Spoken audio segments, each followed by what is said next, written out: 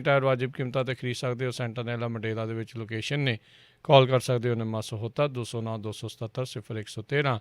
West coast truck driving school Fresno वाले जिहड़े कि तुहानूं ट्रक का लाइसेंस वधिया सिखलाई दे के घट समय चलाने सहायता करते हैं। कॉल अजीत अटवाल 559 374 45 41। नाल ही सुच्चा सिंह, जसकरण सिंह, गुरप्रताप सिंह फ्रेजनो, परमजीत सिंह रंगी वैका विल। इन्हां सारिਆਂ ਦਾ बहुत बहुत धन्यवाद। जेकर तुसीं ਜਾਂ कोई होर कारोबार इस प्रोग्राम ਨੂੰ स्पॉन्सर करना चाहते हो संपर्क करो नंबर 408 722 76 98 ਦੇ ਉੱਤੇ। ਗੱਲਬਾਤ ਦਾ ਸਿਲਸਿਲਾ ਮਿੰਟੂ ਜੀ ਆਪਾਂ ਸ਼ੁਰੂ ਕਰਦੇ ਜਾਈਏ। ਹਾਥਰਸ ਕਾਂਡ ਦੇ ਮਾਮਲੇ ਦੇ ਵਿੱਚ ਪੀੜਤਾ ਦੇ ਪਰਿਵਾਰ ਨੇ, ਉਸ ਦੇ ਪਿਤਾ ਨੇ CBI ਦੀ ਜਾਂਚ ਦੀ ਕੀਤੀ ਹੈ ਮੰਗ। ਪ੍ਰਸ਼ਾਸਨ ਤੇ ਲਾਏ ਨੇ ਉਹਨੇ ਵੱਡੇ ਦੋਸ਼। ਬਿਲਕੁਲ ਜੀ, ਜੇ ਤੁਸੀਂ ਵੇਖੋਗੇ ਨਾ ਤਾਂ ਉੱਥੇ ਕੁਛ ਵੀ ਨਹੀਂ ਬਦਲਿਆ।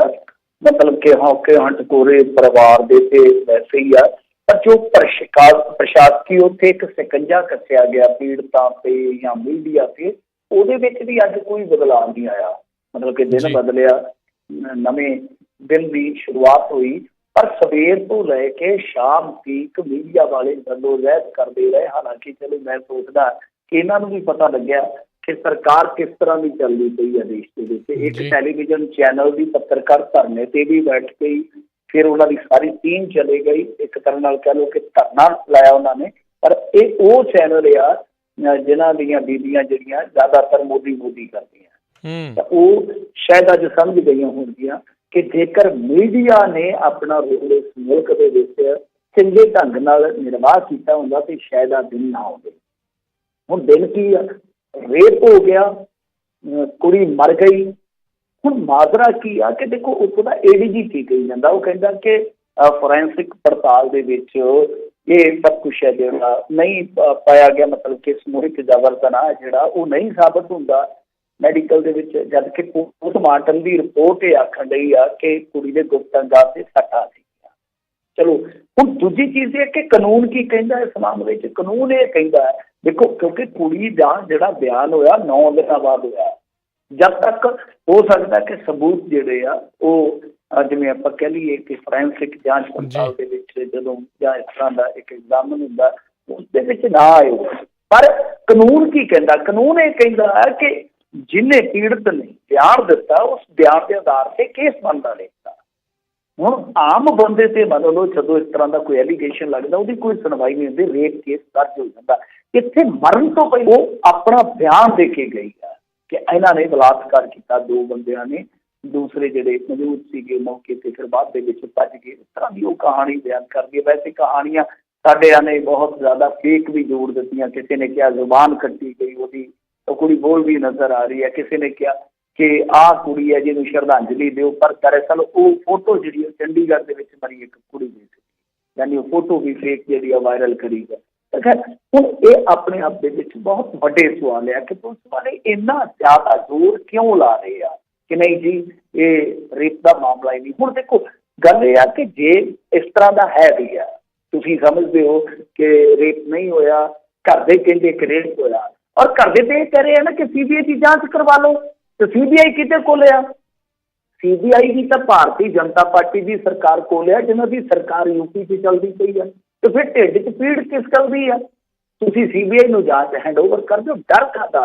ਹੁਣ ਦੇਖੋ ਉੱਥੇ ਰੱਸੀਆਂ ਨਾਲ, ਬੈਰੀਕੇਡਿੰਗ ਨਾਲ ਮੀਡੀਆ ਰੋਕਿਆ ਹੋਇਆ, ਲੋਕ ਰੋਕੇ ਹੋਏ ਆ।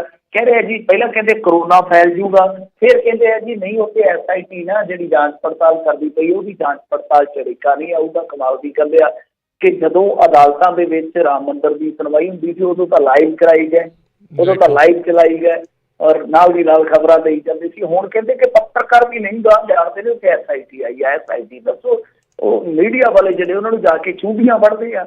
ਫਿਰ ਅੱਜ ਇੱਕ ਹੋਰ ਵੀ ਗੱਲ ਵਾਪਰੀ ਹੈ। ਚਲੋ ਲੜਕੀ ਦੇ ਪਿਤਾ ਨੇ ਤੇ CBI ਦੀ ਜਾਂਚ ਦੀ ਮੰਗ ਕੀਤੀ ਆ।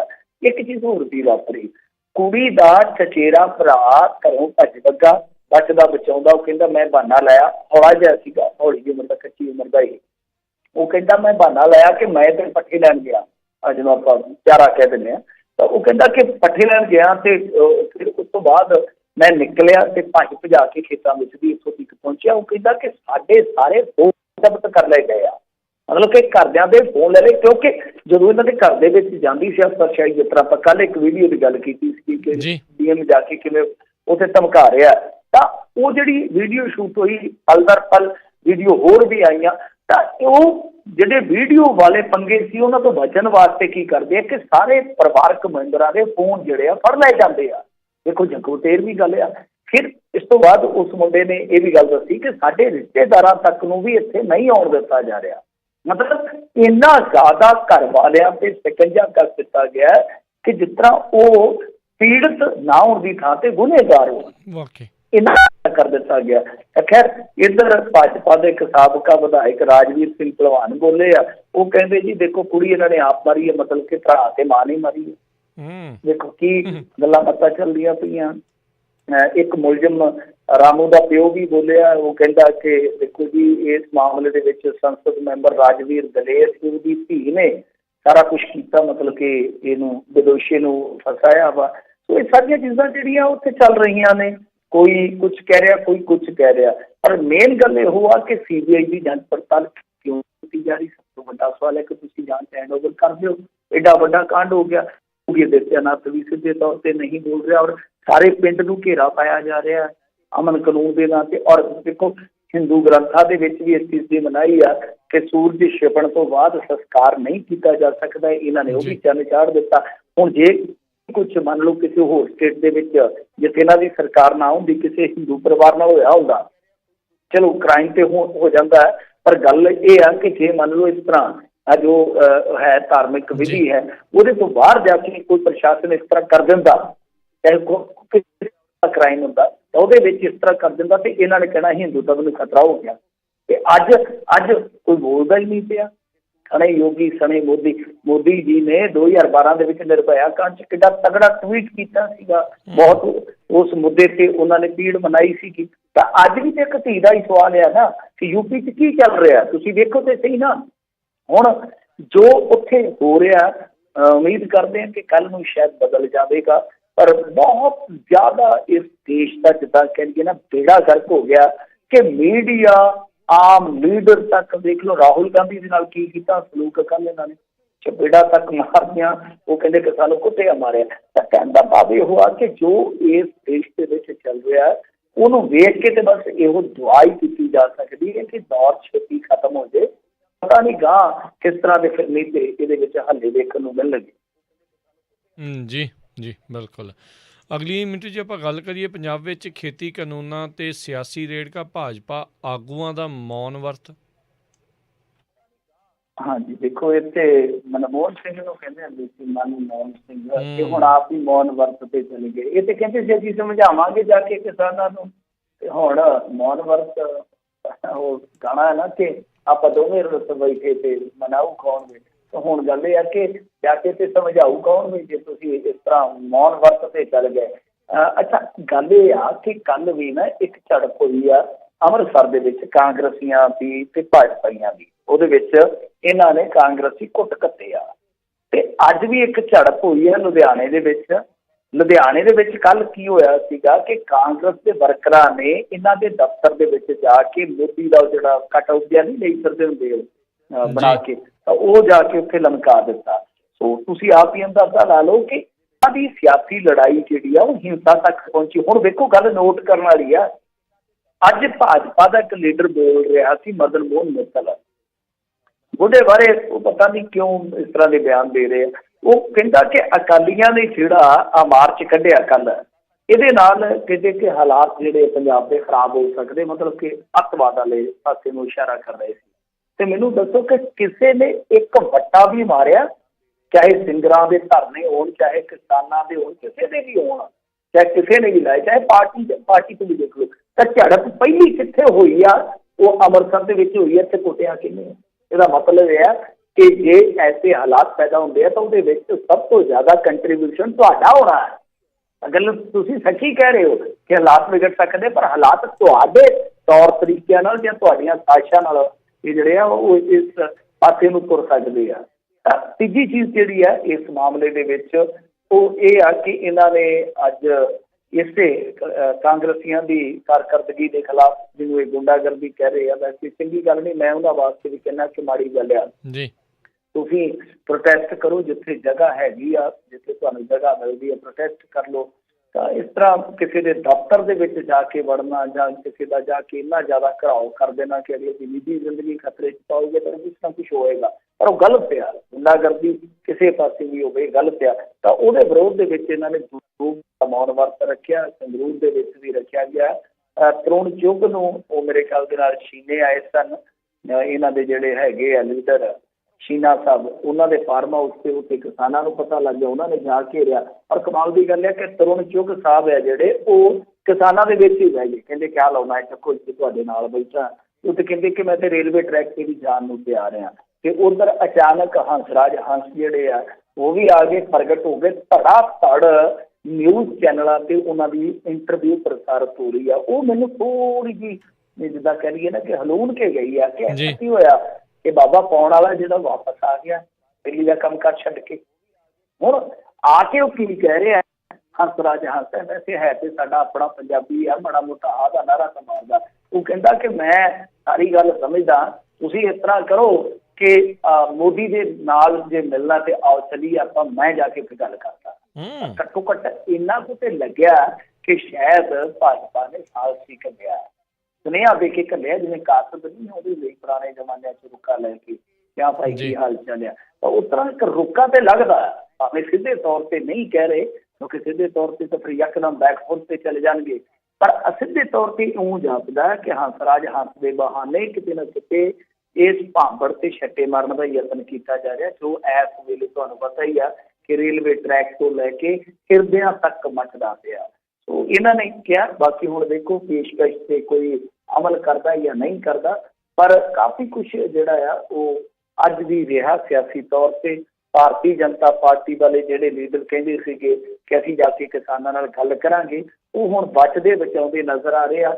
ਔਰ ਵੱਡੀ ਗੱਲ ਇਹ ਆ ਕਿ ਹੇਠਲੇ ਪੱਧਰ ਤੇ ਇਹਨਾਂ ਦੇ ਜਿਹੜੇ ਆਗੂ ਆ, ਹੇਠਲੇ ਪੱਧਰ ਤੇ ਕੋਈ ਬਹੁਤੇ ਵੱਡੇ ਆਗੂ ਨਹੀਂ ਕਹਿ ਸਕਦੇ, ਪਰ ਹੇਠਲੇ ਪੱਧਰ ਦੇ ਆਗੂ ਧੜਾਧੜ ਅਸਤੀਫੇ ਵੀ ਦੇ ਰਹੇ ਆ। ਜੀ ਜੀ, ਇਸੇ ਚੀਜ਼ ਨੂੰ ਦੇਖਦੇ ਹੋਏ ਮਿੰਟੂ ਜੀ, ਜਿਹੜੀਆਂ ਕਿਸਾਨ ਮਾਰੂ ਬਿੱਲਾਂ ਦੇ ਵਿਰੁੱਧ ਕੈਲੀਫੋਰਨੀਆ ਦੀਆਂ ਜਿਹੜੀਆਂ ਸਿੱਖ ਜਥੇਬੰਦੀਆਂ ਤੇ ਕਿਸਾਨਾਂ ਵੱਲੋਂ ਇੱਥੇ ਵੀ ਭਾਰਤੀ ਕੌਂਸਲੇਟ ਦੇ ਬਾਹਰ ਆਉਂਦੇ ਸ਼ਨਿਚਰਵਾਰ ਨੂੰ, ਯਾਨੀ ਕਿ ਕੱਲ੍ਹ ਨੂੰ, ਇੱਕ ਭਾਰੀ ਰੋਸ ਮੁਜ਼ਾਹਰਾ ਜਿਹੜਾ ਉਹ ਕੀਤਾ ਜਾ ਰਿਹਾ ਆ।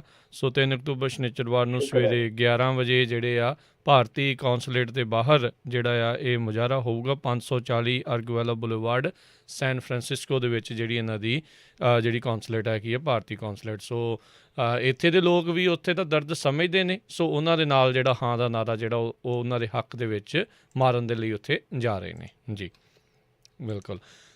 ਤੇ ਨਹੀਂ ਬਹੁਤ ਵਧੀਆ ਗੱਲ ਹੈ ਔਰ ਸਾਡੇ ਵੱਲੋਂ ਸ਼ੁਕਰੀਆ ਸਭ ਦਾ। ਜੀ, ਤੇ ਅਗਲੇ ਜਿਹੜੀ ਮਿੰਟੂ ਜੀ ਗੱਲ ਕਰਦੇ ਜਾਈਏ ਵੀ ਕੈਬਨਿਟ ਮੰਤਰੀ ਗੁਰਪ੍ਰੀਤ ਸਿੰਘ ਕਾਂਗੜ ਦੇ ਆਉਣ ਤੋਂ ਪਹਿਲਾਂ ਹੀ ਕਿਸਾਨ ਜਥੇਬੰਦੀਆਂ ਨੇ ਕੀਤੀ ਸਕੂਲ ਦੀ ਘੇਰਾਬੰਦੀ। ਦੇਖੋ ਗੁਰਪ੍ਰੀਤ ਸਿੰਘ ਕਾਂਗੜ ਅੱਗੇ ਵੀ ਇੱਕ ਸਕੂਲ ਦੇ ਵਿੱਚ ਗਏ ਸਨ, ਉੱਥੇ ਉਦਘਾਟਨ ਕੀਤਾ ਸੀ ਇਹਨਾਂ ਨੇ, ਤੇ ਉਸ ਤੋਂ ਬਾਅਦ ਫਿਰ ਤੁਹਾਨੂੰ ਪਤਾ ਹੀ ਉਸ ਪਿੰਡ ਦਾ ਕੀ ਹਾਲ ਹੋਇਆ ਸੀ ਕਿ ਕਿਸਾਨ ਨੇ ਖੁਦਕੁਸ਼ੀ ਵੀ ਕਰ ਲਈ ਸੀਗੀ ਇਸੇ ਦਬਾਅ ਦੇ। ਕਰੋਨਾ ਆ ਗਿਆ ਸੀ ਉਸ ਪਿੰਡ ਦੇ ਵਿੱਚ, ਤੇ ਅੱਜ ਵੀ ਮੌਕਾ ਇਹੋ ਜਿਹਾ ਸੀਗਾ ਕਿ ਗੱਲ ਇਹ ਆ ਕਿ ਦੇਖੋ ਚਲੋ ਸਮਾਰਟ ਸਕੂਲ ਬਣ ਰਹੇ, ਸਾਡੇ ਸਕੂਲ ਅਸੀਂ ਬਹੁਤ ਵਧੀਆ ਬਣ ਰਹੇ ਨੇ, ਤੇ ਉਹਦੇ ਵਿੱਚ ਕੀ ਆ ਕਿ ਸਾਡੇ NRI ਭੈਣ ਭਰਾ ਜਿਹੜੇ ਉਹ ਵੀ ਸਹਿਯੋਗ ਦਿੰਦੇ ਆ, ਹੋਰ ਜਿਹੜੇ ਇਸ ਤਰ੍ਹਾਂ ਦੇ ਦਾਨੀ ਪੁਰਸ਼ ਹੁੰਦੇ ਆ, ਹੋਰ ਦਾਨੀ ਸੱਜਣ ਬਿਆਨਤਦਾਰ ਲੋਕ ਜਿਹੜੇ ਅੱਗੇ ਆਉਂਦੇ ਆ, ਸਰਕਾਰ ਕੁਛ ਪੈਸਾ ਕੋਲੋਂ ਪਾਉਂਦੀ ਹੈ। ਮਤਲਬ ਕਿ ਇਸ ਤਰ੍ਹਾਂ ਦਾ ਇੱਕ ਮਾਡਲ ਹੈ, ਵਧੀਆ ਮਾਡਲ ਹੈ ਕਿ ਅਸੀਂ ਰਲ ਮਿਲ ਕੇ ਸਰਕਾਰੀ ਸਕੂਲਾਂ ਨੂੰ ਅੱਛਾ ਖਾਸਾ ਦਿੱਖ ਦੇ ਰਹੇ ਹਾਂ। ਪਰ ਇਹਦੇ ਵਿੱਚ ਕੀ ਆ ਕਿ ਮਾਲਕਾਂ ਦਾ ਮਸ਼ਹੂਰੀ ਕੰਪਨੀ ਵੀ ਇਹ ਆਪਣਾ ਜਾ ਕੇ ਉੱਥੇ ਝੰਡਾ ਲਾ ਲੈਂਦੇ ਕਿ ਅਸੀਂ ਸਾਰਾ ਕੁਛ ਕੀਤਾ ਵਾ। ਤਾਂ ਇਸ ਤਰ੍ਹਾਂ ਦਾ ਹੀ ਕੰਮ ਕਰਨ ਚੱਲੇ ਸੀਗੇ ਤੇ ਕਿਸਾਨ ਜਥੇਬੰਦੀਆਂ ਨੂੰ ਪਤਾ ਲੱਗ ਗਿਆ। ਇਹ ਮੇਰੇ ਖਿਆਲ ਦੇ ਨਾਲ ਪਿੰਡ ਵੀ ਸ਼ਾਇਦ ਮੈਨੂੰ ਲੱਗਦਾ ਕਿ ਕਵੀ ਸੰਤਰਾਮ ਉਦਾਸੀ ਜੀ ਦਾ ਸੀਗਾ, ਰਾਏਸਰ ਦਾ ਮਾਮਲਾ, ਤਾਂ ਰਾਏਸਰ ਸ਼ਾਇਦ ਉਹਨਾਂ ਦਾ ਪਿੰਡ ਸੀਗਾ।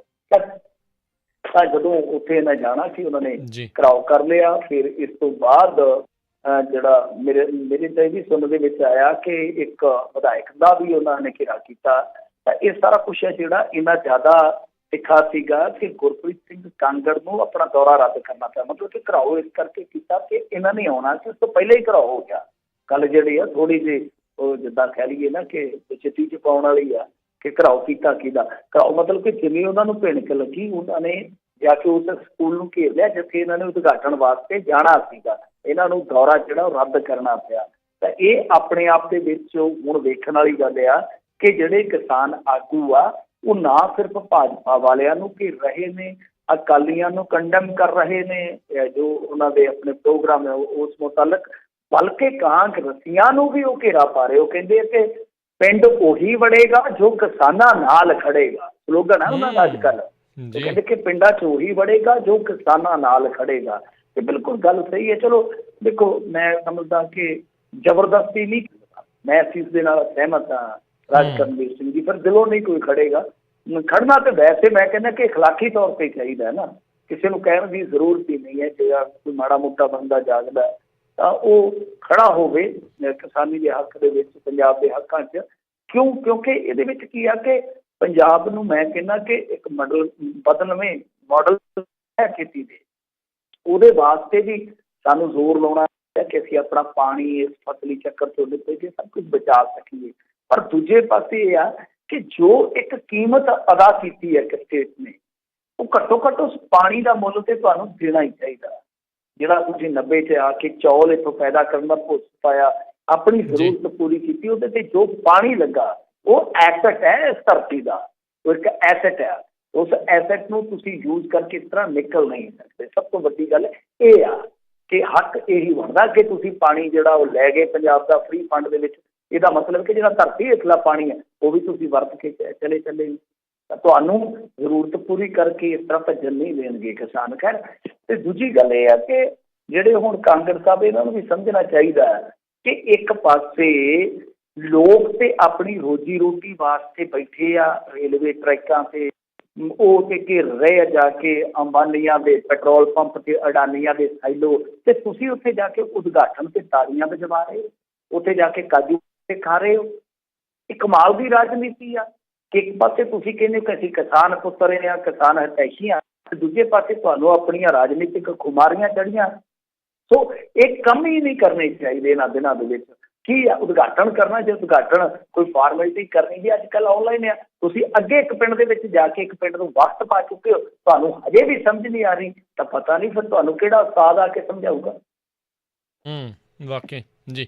ਅਗਲੀ ਮਿੰਟ ਜੀ ਗੱਲ ਕਰੀਏ, ਖੇਤੀ ਐਕਟ ਖਿਲਾਫ ਇਕਜੁੱਟ ਹੋਏ ਪੰਜਾਬੀ ਸਿਤਾਰੇ ਹੁਣ ਗਵਰਨਰ ਦਾ ਕਰਨਗੇ ਰੁੱਖ, ਉਸ ਦੇ ਵੱਲ ਨੂੰ। ਹਾਂਜੀ ਦੇਖੋ, ਇਹ ਜਿਹੜੇ ਹੈਗੇ ਆਰਟਿਸਟ ਸਿੰਗਰ ਵਗੈਰਾ, ਇਹਨਾਂ ਨੇ ਹੁਣ ਇਹ ਨਵਾਂ ਪ੍ਰੋਗਰਾਮ ਲਿਖਿਆ। ਵੈਸੇ ਪ੍ਰੋਗਰਾਮ ਖਾਸੇ ਚੱਲੀ ਜਾਂਦੇ ਆ, ਮਤਲਬ ਕਿ ਦੀਪ ਸਿੱਧੂ ਨੇ ਜਿਸ ਤਰ੍ਹਾਂ ਹੁਣ ਉੱਥੇ ਕਹਿ ਦਿੱਤਾ, ਆਪਾਂ ਕੱਲ੍ਹ ਵੀ ਗੱਲ ਕੀਤੀ ਸੀ ਸ਼ਾਇਦ, ਕਿ ਸ਼ੰਭੂ ਬੈਰੀਅਰ ਤੇ ਅਸੀਂ ਪੱਕਾ ਲਾਵਾਂਗੇ ਧਰਨਾ। ਇਸੇ ਤਰ੍ਹਾਂ ਗੋਨੇਆਣੇ ਦੇ ਵਿੱਚ ਅਮਰਤ ਮਾਨ ਨੇ ਆਪਦਾ ਪ੍ਰੋਗਰਾਮ ਕਰਦਾ, ਉੱਥੇ ਵੀ ਕਲਾਕਾਰ ਚੰਗੇ ਆਏ ਸਨ। ਅੱਜ ਮੈਂ ਦੇਖ ਰਿਹਾ ਵੀ ਹਰਭਜਨ ਮਾਨ ਹੋ ਰਹੀ, ਰਣਜੀਤ ਬਾਵਾ ਹੋ ਰਹੀ, ਹਰਪਸੀਨੇ ਹੋ ਰਹੀ, ਉਹ ਸ਼ੰਭੂ ਬੈਰੀਅਰ ਤੇ ਜਿਹੜਾ ਕਿਸਾਨਾਂ ਦਾ ਚੱਲਦਾ ਪਿਆ ਸ਼ੰਭੂ, ਉਹ ਉਸ ਧਰਨੇ 'ਤੇ ਸ਼ਾਮਿਲ ਹੋਇਆ। ਤਾਂ ਮੈਂ ਤੁਹਾਨੂੰ ਅੱਗੇ ਕਿਹਾ ਸੀ ਨਾ ਕਿ ਸ਼ੰਭੂ ਦੇ ਵਿੱਚ ਧਰਨੇ ਜਿਹੜੇ ਆ ਉਹ ਇੱਕ ਤੋਂ ਵੱਧ ਹੋ ਜਾਣੇ ਆ। ਅੱਜ ਪਤਾ ਲੱਗਿਆ ਕਿ ਉੱਥੇ ਵੀ ਕਿਸਾਨ ਜਥੇਬੰਦੀਆਂ ਦਾ ਧਰਨਾ ਜਿਹੜਾ ਚੱਲ ਰਿਹਾ, ਉੱਥੇ ਵੀ ਪੱਕੇ ਤੌਰ 'ਤੇ ਲੱਗਿਆ ਹੋਇਆ। ਸੋ ਇਹ ਚੀਜ਼ਾਂ ਜਿਹੜੀਆਂ ਨੇ ਉਹ ਕਾਫੀ ਜ਼ਿਆਦਾ ਮੈਂ ਕਹੂੰਗਾ ਕਿ ਇਸ ਵੇਲੇ ਦਿਲਚਸਪ ਬਣਦੀਆਂ ਜਾ ਰਹੀਆਂ। ਤਾਂ ਇੱਧਰ ਕੀ ਹੈ ਕਿ ਕੁਛ ਕਲਾਕਾਰ ਇਕੱਤਰ ਹੋਏ ਆ ਚੰਡੀਗੜ੍ਹ ਦੇ ਵਿੱਚ, ਮਨਕੀਰਤ ਔਲਖ ਉਹਨਾਂ ਦੇ ਵਿੱਚੋਂ ਇੱਕ ਸੀਗਾ। ਤਾਂ ਇਹਨਾਂ 'ਚ ਮੇਰੇ ਨਾਲ ਇੱਕ ਬਹੁਤ ਵੱਡਾ ਨਾਮ ਸੀ ਪੰਜਾਬੀ ਫਿਲਮ ਇੰਡਸਟਰੀ ਦਾ ਵੀ, ਦਰਸ਼ਨ ਔਲਖ ਸੀ, ਇਹ ਸਾਡੇ ਤੋਂ ਅਬੋਹਰ ਦੇ ਆ।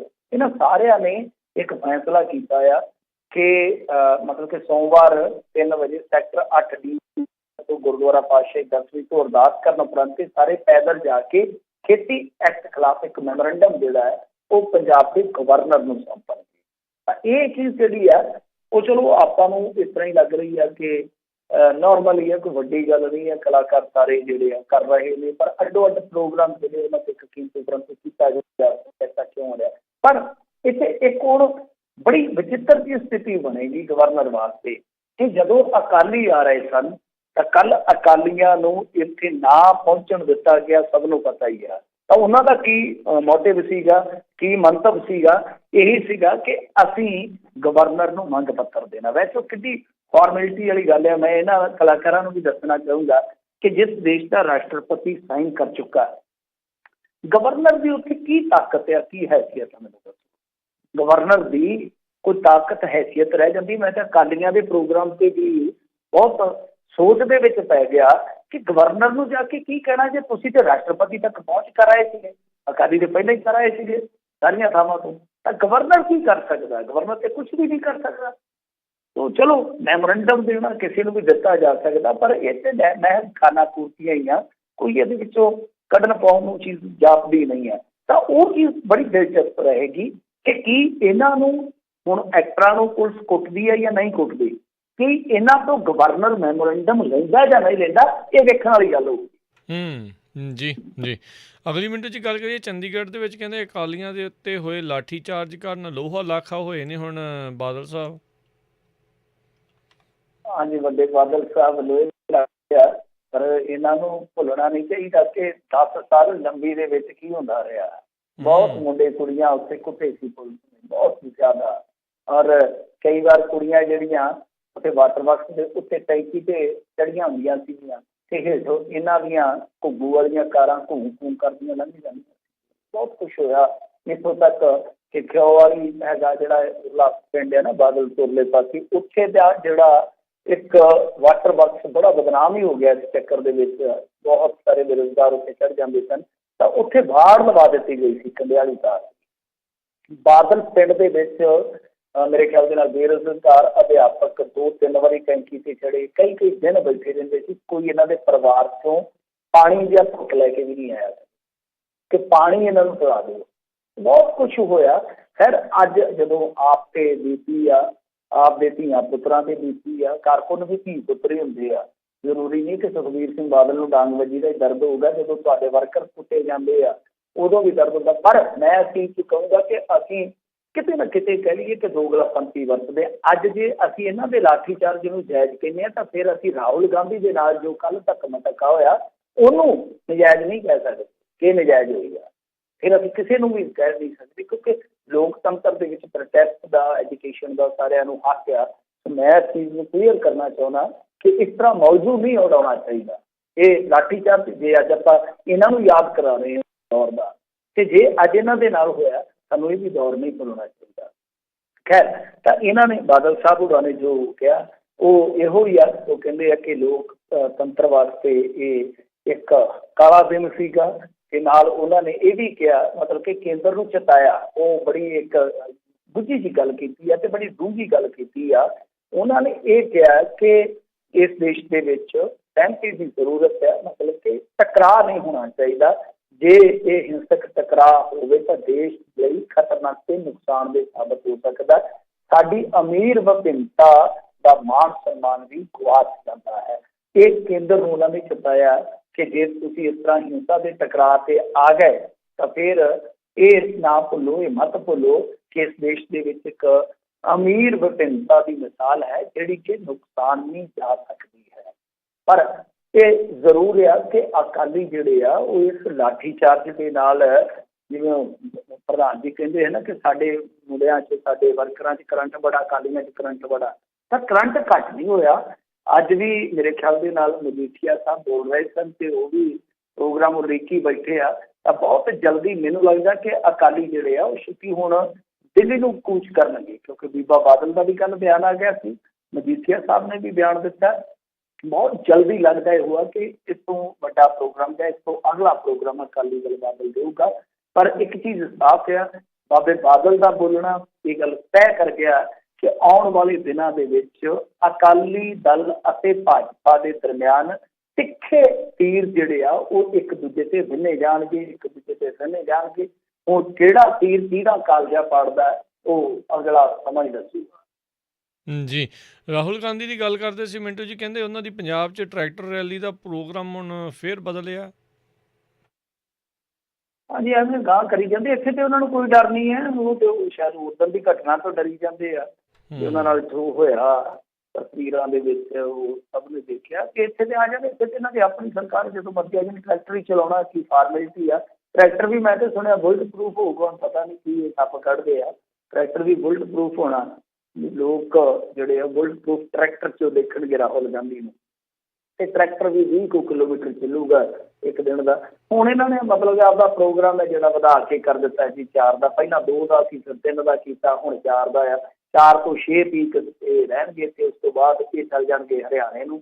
ਪਰ ਹਰਿਆਣੇ ਵਾਲੇ ਮਾਮਲੇ ਦੇ ਵਿੱਚ ਵੀ ਕਾਫੀ ਕੇਸ ਫਸਿਆ। ਉਹ ਜਿਹੜਾ ਉਹਨਾਂ ਦਾ ਅਨਿਲ ਵਿਜ ਆ, ਤੁਹਾਨੂੰ ਪਤਾ ਹੀ ਜਿਸ ਤਰ੍ਹਾਂ ਬੋਲਦਾ, ਬੜਾ ਪੋਥਰਾ ਜਿਹਾ ਬੋਲਦਾ। ਉਹ ਕਹਿੰਦਾ ਕਿ ਰਾਹੁਲ ਗਾਂਧੀ ਨੂੰ ਇੱਥੇ ਵੜਨੀ ਨਹੀਂ ਦੇਣਾ ਅਸੀਂ। ਤਾਂ ਕੈਪਟਨ ਅਮਰਿੰਦਰ ਸਿੰਘ ਨੇ ਹੁਣੇ ਥੋੜ੍ਹੇ ਚਿਰ ਪਹਿਲਾਂ ਇੱਕ ਪ੍ਰੈਸ ਨੋਟ ਜਾਰੀ ਹੋਇਆ, ਉਹਦੇ ਵਿੱਚ ਪੁੱਛਿਆ ਵਾ ਕਿ ਕੀ ਇੱਥੇ ਜੰਗਲ ਰਾਜ ਚੱਲਦਾ ਪਿਆ ਕਿ ਪਰ ਤੁਸੀਂ ਇੱਥੇ ਜਾਣ ਨਹੀਂ ਦੇਣਾ।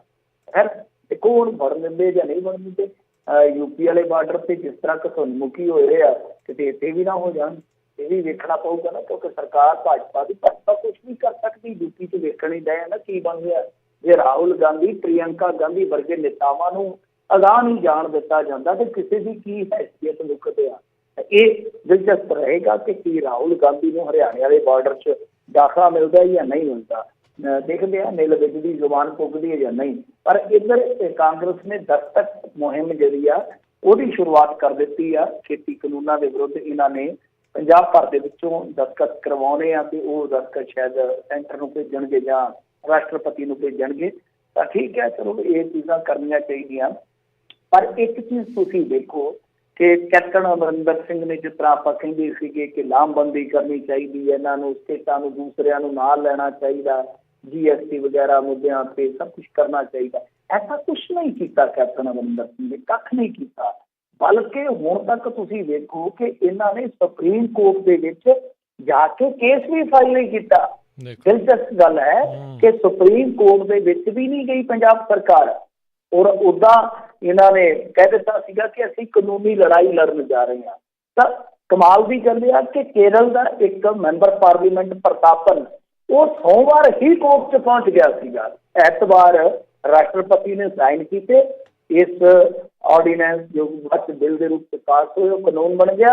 नाल दी नाल नैक्सट डे केरल का एक मैंबर पार्लीमेंट जिहड़ा कि कांग्रेस पार्टी का ही है तो सुप्रीम कोर्ट से चल गया। जबकि पंजाब सरकार जिहड़ी आ वो हाले मेरे ख्याल दे नाल मुहूर्त ही कढ़ा रही है पांडे तो कि किहड़ी तरीक नूं जाके सुप्रीम कोर्ट के विच इस कानूनी लड़ाई नूं विढिया जावे। वैसे इन्हां दी लड़ाई जिहड़ी कानूनी लड़ाई है ये तो कल इन्हां दी रैली भी शुरू कर सके। इत्थे आ स्कूलों दी फीसां वाले केस हार गए, इत्थे आ जिहड़ा निजी थर्मल वाला केस हार गए सी। केस हार दा भी इन्हां दा रिकॉर्ड जे एक सरकारी वकीलां लगता इदां दा ही, पता नहीं किदां दे इकट्ठे कीते आ इन्हां ने। अगली मिनट जी गल करिए तो नाल ही श्रोतਿਆਂ ਨੂੰ ਦੱਸ ਜੀ ਵੀ ਜੇ ਤੁਸੀਂ ਵੀ ਬਾਅਦ ਦੇ ਵਿੱਚ ਬ੍ਰੇਕ ਤੋਂ ਬਾਅਦ ਦੇ ਵਿੱਚ ਸਵਾਲ ਪੁੱਛਣਾ ਚਾਹੋਗੇ ਮਿੰਟੂ ਜੀ ਨੂੰ ਤਾਂ ਕਾਲ ਕਰ ਸਕਦੇ ਹੋ। ਸਟੂਡੀਓ 'ਚ ਕਾਲ ਕਰਨ ਦੇ ਲਈ ਨੰਬਰ ਰਹੇਗਾ 408 272 5200 4082725200। ਇਸ ਨੰਬਰ ਦੇ ਉੱਤੇ ਤੁਸੀਂ ਕਾਲ ਕਰ ਸਕੋਗੇ। ਅਗਲੀ ਮਿੰਟੂ ਜੀ ਗੱਲ ਕਰੀਏ, ਕਹਿੰਦੇ ਇਨਕਮ ਟੈਕਸ ਮਾਮਲੇ ਦੇ ਵਿੱਚ ਕੈਪਟਨ ਨੂੰ ਰਾਹਤ। हाँ जी, ये तुहानूं मैं दस्सिया सीगा एक दिन कि इन्हां दा मामला चलदा है, IT का चलदा है मामला, फिर इन्हां दे नाल ED का चलदा है। सो ये दो मामले अलग अलग रणिंदर सिंह से है, एक कैप्टन अमरिंदर सिंह से है। रणिंदर सिंह से वित्ती लैन देन का है बाहरले मुल्क के जिहड़े बैंक है स्विस अकाउंट वगैरह, ते दूसरे पासे कैप्टन अमरिंदर सिंह से IT संबंधी है। तो हुण होया की सीगा कि कोर्ट के विच ED ने चाराजोई की थी कि कुछ IT कहते इनकम टैक्स ने कि इनकम टैक्स ने कुछ नवे डॉक्यूमेंट जिहड़े कैप्टन अमरिंदर सिंह के खिलाफ वो दाखिल किए अदालत के विच। जिहड़ा वो मामला हुंदा तुहानूं पता वित्ती लैण देण दा वो ED के अधिकार खेतर च आउंदा। ये एक गल जिहड़ी आ हमेशा याद रखो, इनकम टैक्स आ जिहड़ा वो देखदा अंदरूनी टैक्स का ढांचा जिहड़ा साडा प्रत्यक्ष टैक्स जो भी चलदे साडे जिहड़ा ED है वो बाहरला लैंड, मतलब कि किसी भी देश के विच जे साडा फर्ज करो कोई चाइना दे नाल कोई 2 नंबर का कोई लैण देण है तो उत्थे अपने आप ही ED इनवॉल्व हो जाए। जे मनी लॉन्ड्रिंग का तां जां कोई इस तरह टैक्स हैवन दे विच पैसा जांदा जां शैल कंपनियां दा जांदा मसला, तो उत्थे ये ED जिहड़ी है अपने आप इनवॉल्व हो जाती है। तो ED ने जाके कोर्ट दे विच आखिया सीगा कि भाई सानू वो कागज जिहड़े आ वेखण की इजाजत दो, असीं भी वेखना क्योंकि मामला साडे नाल जुड़िया। तो उस तो बाद फिर कोर्ट ने कहा कि ठीक है तुसीं भी देख लवो, तुसीं भी जान लवो की है इहदे विच। तो इस तो बाद फिर इस हाँ नूं जां कह लो कि इस प्रवानगी नूं अगे जाके चैलेंज किया गया वधीक सैशन जज अतुल किसाना की अदालत के विच। तां उन्हां ने रिवीजन पटीशन का नोटिस लेंदे, मतलब कि रिवीजन पटीशन सीगी, शायद रिवीजन लई पाई गई है, नोटिस लेंदे ट्रायल कोर्ट के आर्डर को स्टे कर दिता है। तो एक वड्डी राहत है कैप्टन अमरिंदर सिंह वास्ते कि कोर्ट का जो ऑर्डर आया सीगा कि तुसीं फाइलां देख सकते हो, निरीक्षण कर सकते हो, उस ऑर्डर को हाल फिलहाल स्टे कर दिता गया। कि जे स्टे मिल गया तो हुण कैप्टन अमरिंदर सिंह को स्टे नहीं करना चाहिए, इन्हों जल्दी तो जल्दी ਜੋ ਇਹਨਾਂ ਦੇ ਇਖਲਾਕੀ ਫਰਜ਼ ਬਣਦੇ ਉਹ ਨਿਭਾਉਣੇ ਚਾਹੀਦੇ ਆ। ਦਿੱਲੀ ਨੂੰ ਚਾਲੇ ਪਾਉਣੇ ਚਾਹੀਦੇ ਆ। ਇੱਥੇ ਟਰੈਕਟਰ ਵਾਹਣ ਦਾ ਕੀ ਫਾਇਦਾ, ਟਰੈਕਟਰ ਫੂਕਣ ਦਾ ਕੀ ਫਾਇਦਾ। ਜਿੱਥੇ ਜਾ ਕੇ ਕੁਝ ਮਿਲਣਾ ਵਾ ਉੱਥੇ ਜਾ ਕੇ ਆਪਣਾ ਪਥੱਲਾ ਮਾਰ ਕੇ ਬੈਠੋ। ਜੀ ਜੀ। ਤੇ ਸਰੋਤਿਓ ਇੱਥੇ ਆਪਾਂ ਇੱਕ ਬ੍ਰੇਕ ਲੈਂਦੇ ਹਾਂ। ਬ੍ਰੇਕ ਤੋਂ ਬਾਅਦ ਆਪਾਂ ਫਿਰ ਮੁੜ ਵਾਪਸ ਹਾਜ਼ਰ ਹੁੰਦੇ ਹਾਂ। ਅਤੇ ਤੁਸੀਂ ਵੀ ਜੇ ਸਵਾਲ ਪੁੱਛਣਾ ਚਾਹੁੰਦੇ ਹੋ ਕਾਲ ਕਰ ਸਕਦੇ ਹੋ ਨੰਬਰ 408 272 5200 ਦੇ ਉੱਤੇ। ਇੱਦਾਂ ਜੁੜੇ ਰਹੋ ਪੰਜਾਬੀ ਰੇਡੀਓ USA ਦੇ ਨਾਲ।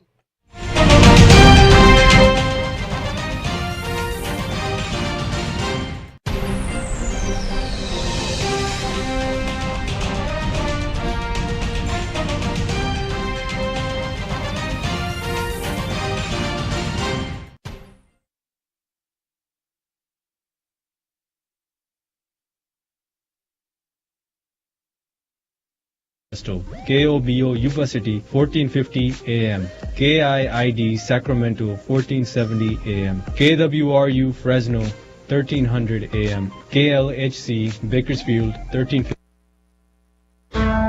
New India sweet and spices Fresno. ਇੱਥੋਂ ਤੁਸੀਂ ਲੈ ਸਕਦੇ ਹੋ ਪੰਜਾਬੀ, ਫਿਜੀਅਨ, ਪਾਕਿਸਤਾਨੀ ਗਰੋਸਰੀ, ਮਸਾਲੇ, ਹਰੀਆਂ ਤਾਜ਼ੀਆਂ ਤੇ ਫਰੋਜ਼ਨ ਸਬਜ਼ੀਆਂ, ਹਰ ਤਰ੍ਹਾਂ ਦੀ ਮਠਿਆਈ, ਖੋਏ ਵਾਲੀਆਂ ਪਿੰਨੀਆਂ, ਇਹ ਭਾਜੀ ਵੀ ਬਣਾ ਦਿੰਦੇ ਹਨ। ਤੁਸੀਂ ਇੱਥੋਂ ਆਰਗੈਨਿਕ ਸਮਾਨ ਵੀ ਲੈ ਸਕਦੇ ਹੋ। ਇਹਨਾਂ ਦੇ ਚਾਟ ਕਾਰਨਰ ਵੀ ਹੈ ਜਿੱਥੋਂ ਤੁਸੀਂ ਚਾਟ ਪਾਪੜੀ, ਗੋਲ ਗੱਪੇ, ਮਸਾਲਾ ਡੋਸਾ ਸਭ ਕੁਝ ਮਿਲਦਾ ਹੈ। ਤੁਸੀਂ ਇੱਥੋਂ ਪਰੌਂਠਾ, ਤੰਦੂਰੀ ਕੁਲਚਾ, ਵੈਜੀਟੇਰੀਅਨ ਖਾਣਾ ਬੈਠ ਕੇ ਖਾਓ ਜਾਂ ਆਰਡਰ ਕਰਕੇ ਘਰੇ ਵੀ ਲਿਜਾ ਸਕਦੇ ਹੋ। ਘਰ ਵਿੱਚ ਕਿਸੇ ਵੀ ਫੰਕਸ਼ਨ ਦੇ ਲਈ ਖਾਣਾ ਆਰਡਰ ਕਰ ਸਕਦੇ ਹੋ। ਮੱਕੀ ਦੀ ਰੋਟੀ ਅਤੇ ਸਰੋਂ ਦਾ ਸਾਗ, ਤਾਜੀ ਗੰਨੇ ਦੀ ਰਸ ਵੀ ਮਿਲਦੀ ਹੈ। ਬਲੈਂਕਟ ਅਤੇ ਗੁਰਦੁਆਰਾ ਸਾਹਿਬ ਲਈ ਰੁਮਾਲਾ ਸਾਹਿਬ ਵੀ ਮਿਲਦੇ ਹਨ। ਟਰੱਕਾਂ ਵਾਲੇ ਵੀਰ ਇੱਥੋਂ ਤਾਜ਼ਾ ਤੇ ਸਵਾਦਿਸ਼ਟ ਖਾਣਾ ਆਰਡਰ ਕਰ ਸਕਦੇ ਹਨ ਅਤੇ ਪਾਰਕਿੰਗ ਵੀ ਖੁੱਲੀ ਡੁੱਲੀ ਹੈ। ਹੋਰ ਕਿਸੇ ਵੀ ਤਰੀਕੇ ਦੀ ਜਾਣਕਾਰੀ ਲਈ ਕਾਲ ਕਰੋ new India sweet and spices, Jaswinder Singh, 559 225 2824 559 225 2824। Address 3225 west Shaw avenue, suite 103, Fresno.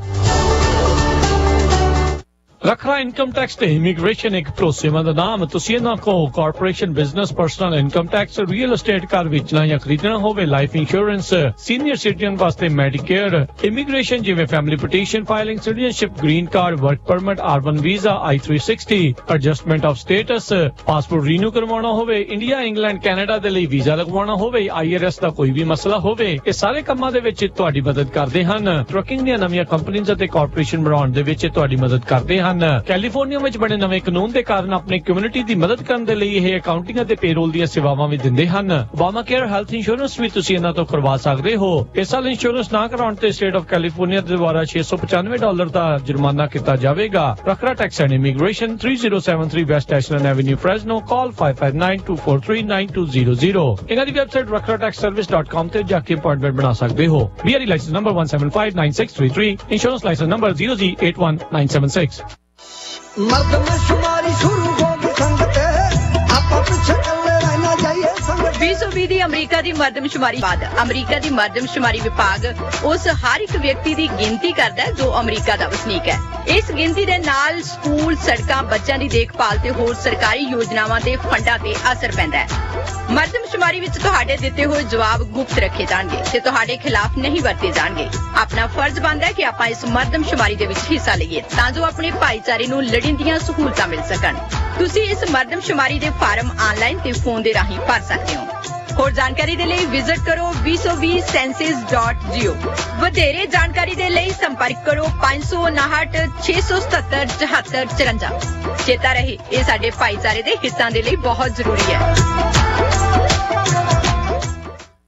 Fresno ਵਿੱਚ ਬੜੇ ਲੰਮੇ ਸਮੇਂ ਤੋਂ ਤੁਹਾਡੀ ਸੇਵਾ ਦੇ ਵਿੱਚ ਰਾਇਲ ਤਾਜ ਰੈਸਟੋਰੈਂਟ, 25 ਸਾਲ ਤੋਂ ਵੱਧ ਦੇ ਐਕਸਪੀਰੀਅੰਸ ਵਾਲੇ ਕੁੱਕ, ਮੰਗਲਵਾਰ ਤੋਂ ਐਤਵਾਰ ਤੱਕ 15 ਆਈਟਮ ਦਾ ਬਫੇ 999 ਚ 100 ਤੋਂ 1000 ਬੰਦੇ ਤੱਕ ਦੀ ਕੇਟਰਿੰਗ ਕਰਦੇ ਹਨ। ਹਰ ਤਰ੍ਹਾਂ ਦੇ ਵੈਜ, ਨਾਨ ਵੈਜ, ਰਾਇਲ ਖਾਣੇ ਦੇ ਲਈ ਯਾਦ ਰੱਖੋ royal Taj restaurant, Fresno, 6735 north first, 559 761 9641। Card, citizenship, affidavit of support, reentry permit, work permit, Indian passport ਲਈ ਸਰੈਂਡਰ ਸਰਟੀਫਿਕੇਟ ਲੈਣਾ, ਰੀਨਿਊ ਕਰਵਾਉਣਾ, OCI ਕਾਰਡ, ਇੰਡੀਆ ਲਈ ਵੀਜ਼ਾ, ਪਾਸਪੋਰਟ ਸਾਈਜ਼ ਫੋਟੋਜ਼ ਤੇ ਨੋਟਰੀ ਦੀਆਂ ਸਰਵਿਸਿਜ਼ ਲੈ ਸਕਦੇ ਹੋ। Call Gurpreet Gill 5594122876 559 412 2876। Address 4709 El Capitan, Suite 103, Fresno। और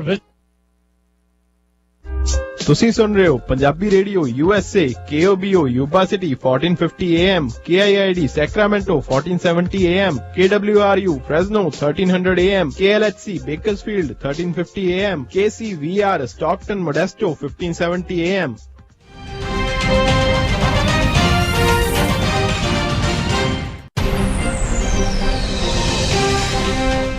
ਪੰਜਾਬੀ ਰੇਡੀਓ USA ਸੁਣ ਰਹੇ ਸਾਰੇ ਸਰੋਤਿਆਂ ਨੂੰ ਇੱਕ ਵਾਰੀ ਫੇਰ ਨਿੱਘੀ ਜੀ ਆਇਆਂ ਨੂੰ। ਸਭ ਦਾ ਸਵਾਗਤ ਹੈ ਇਸ ਵਕਤ ਪ੍ਰੋਗਰਾਮ ਦੇ ਵਿੱਚ। ਪ੍ਰੋਗਰਾਮ ਇਸ ਮੌਕੇ ਚੱਲ ਰਿਹਾ ਹੈਗਾ ਜੀ ਆਪਣਾ ਜੀ ਖਬਰ ਤੇ ਨਜ਼ਰ। ਮਿੰਟੂ ਜੀ ਇੱਕ ਤਾਂ ਜੀ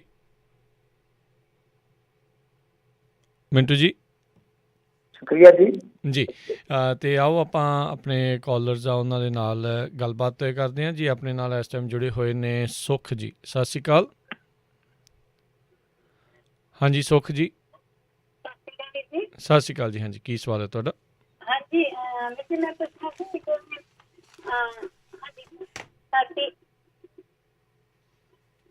ਦੁਬਾਰਾ ਪੁੱਛੋ, ਆਵਾਜ਼ ਨਹੀਂ ਤੁਹਾਡੀ ਕਲੀਅਰ ਆਈ।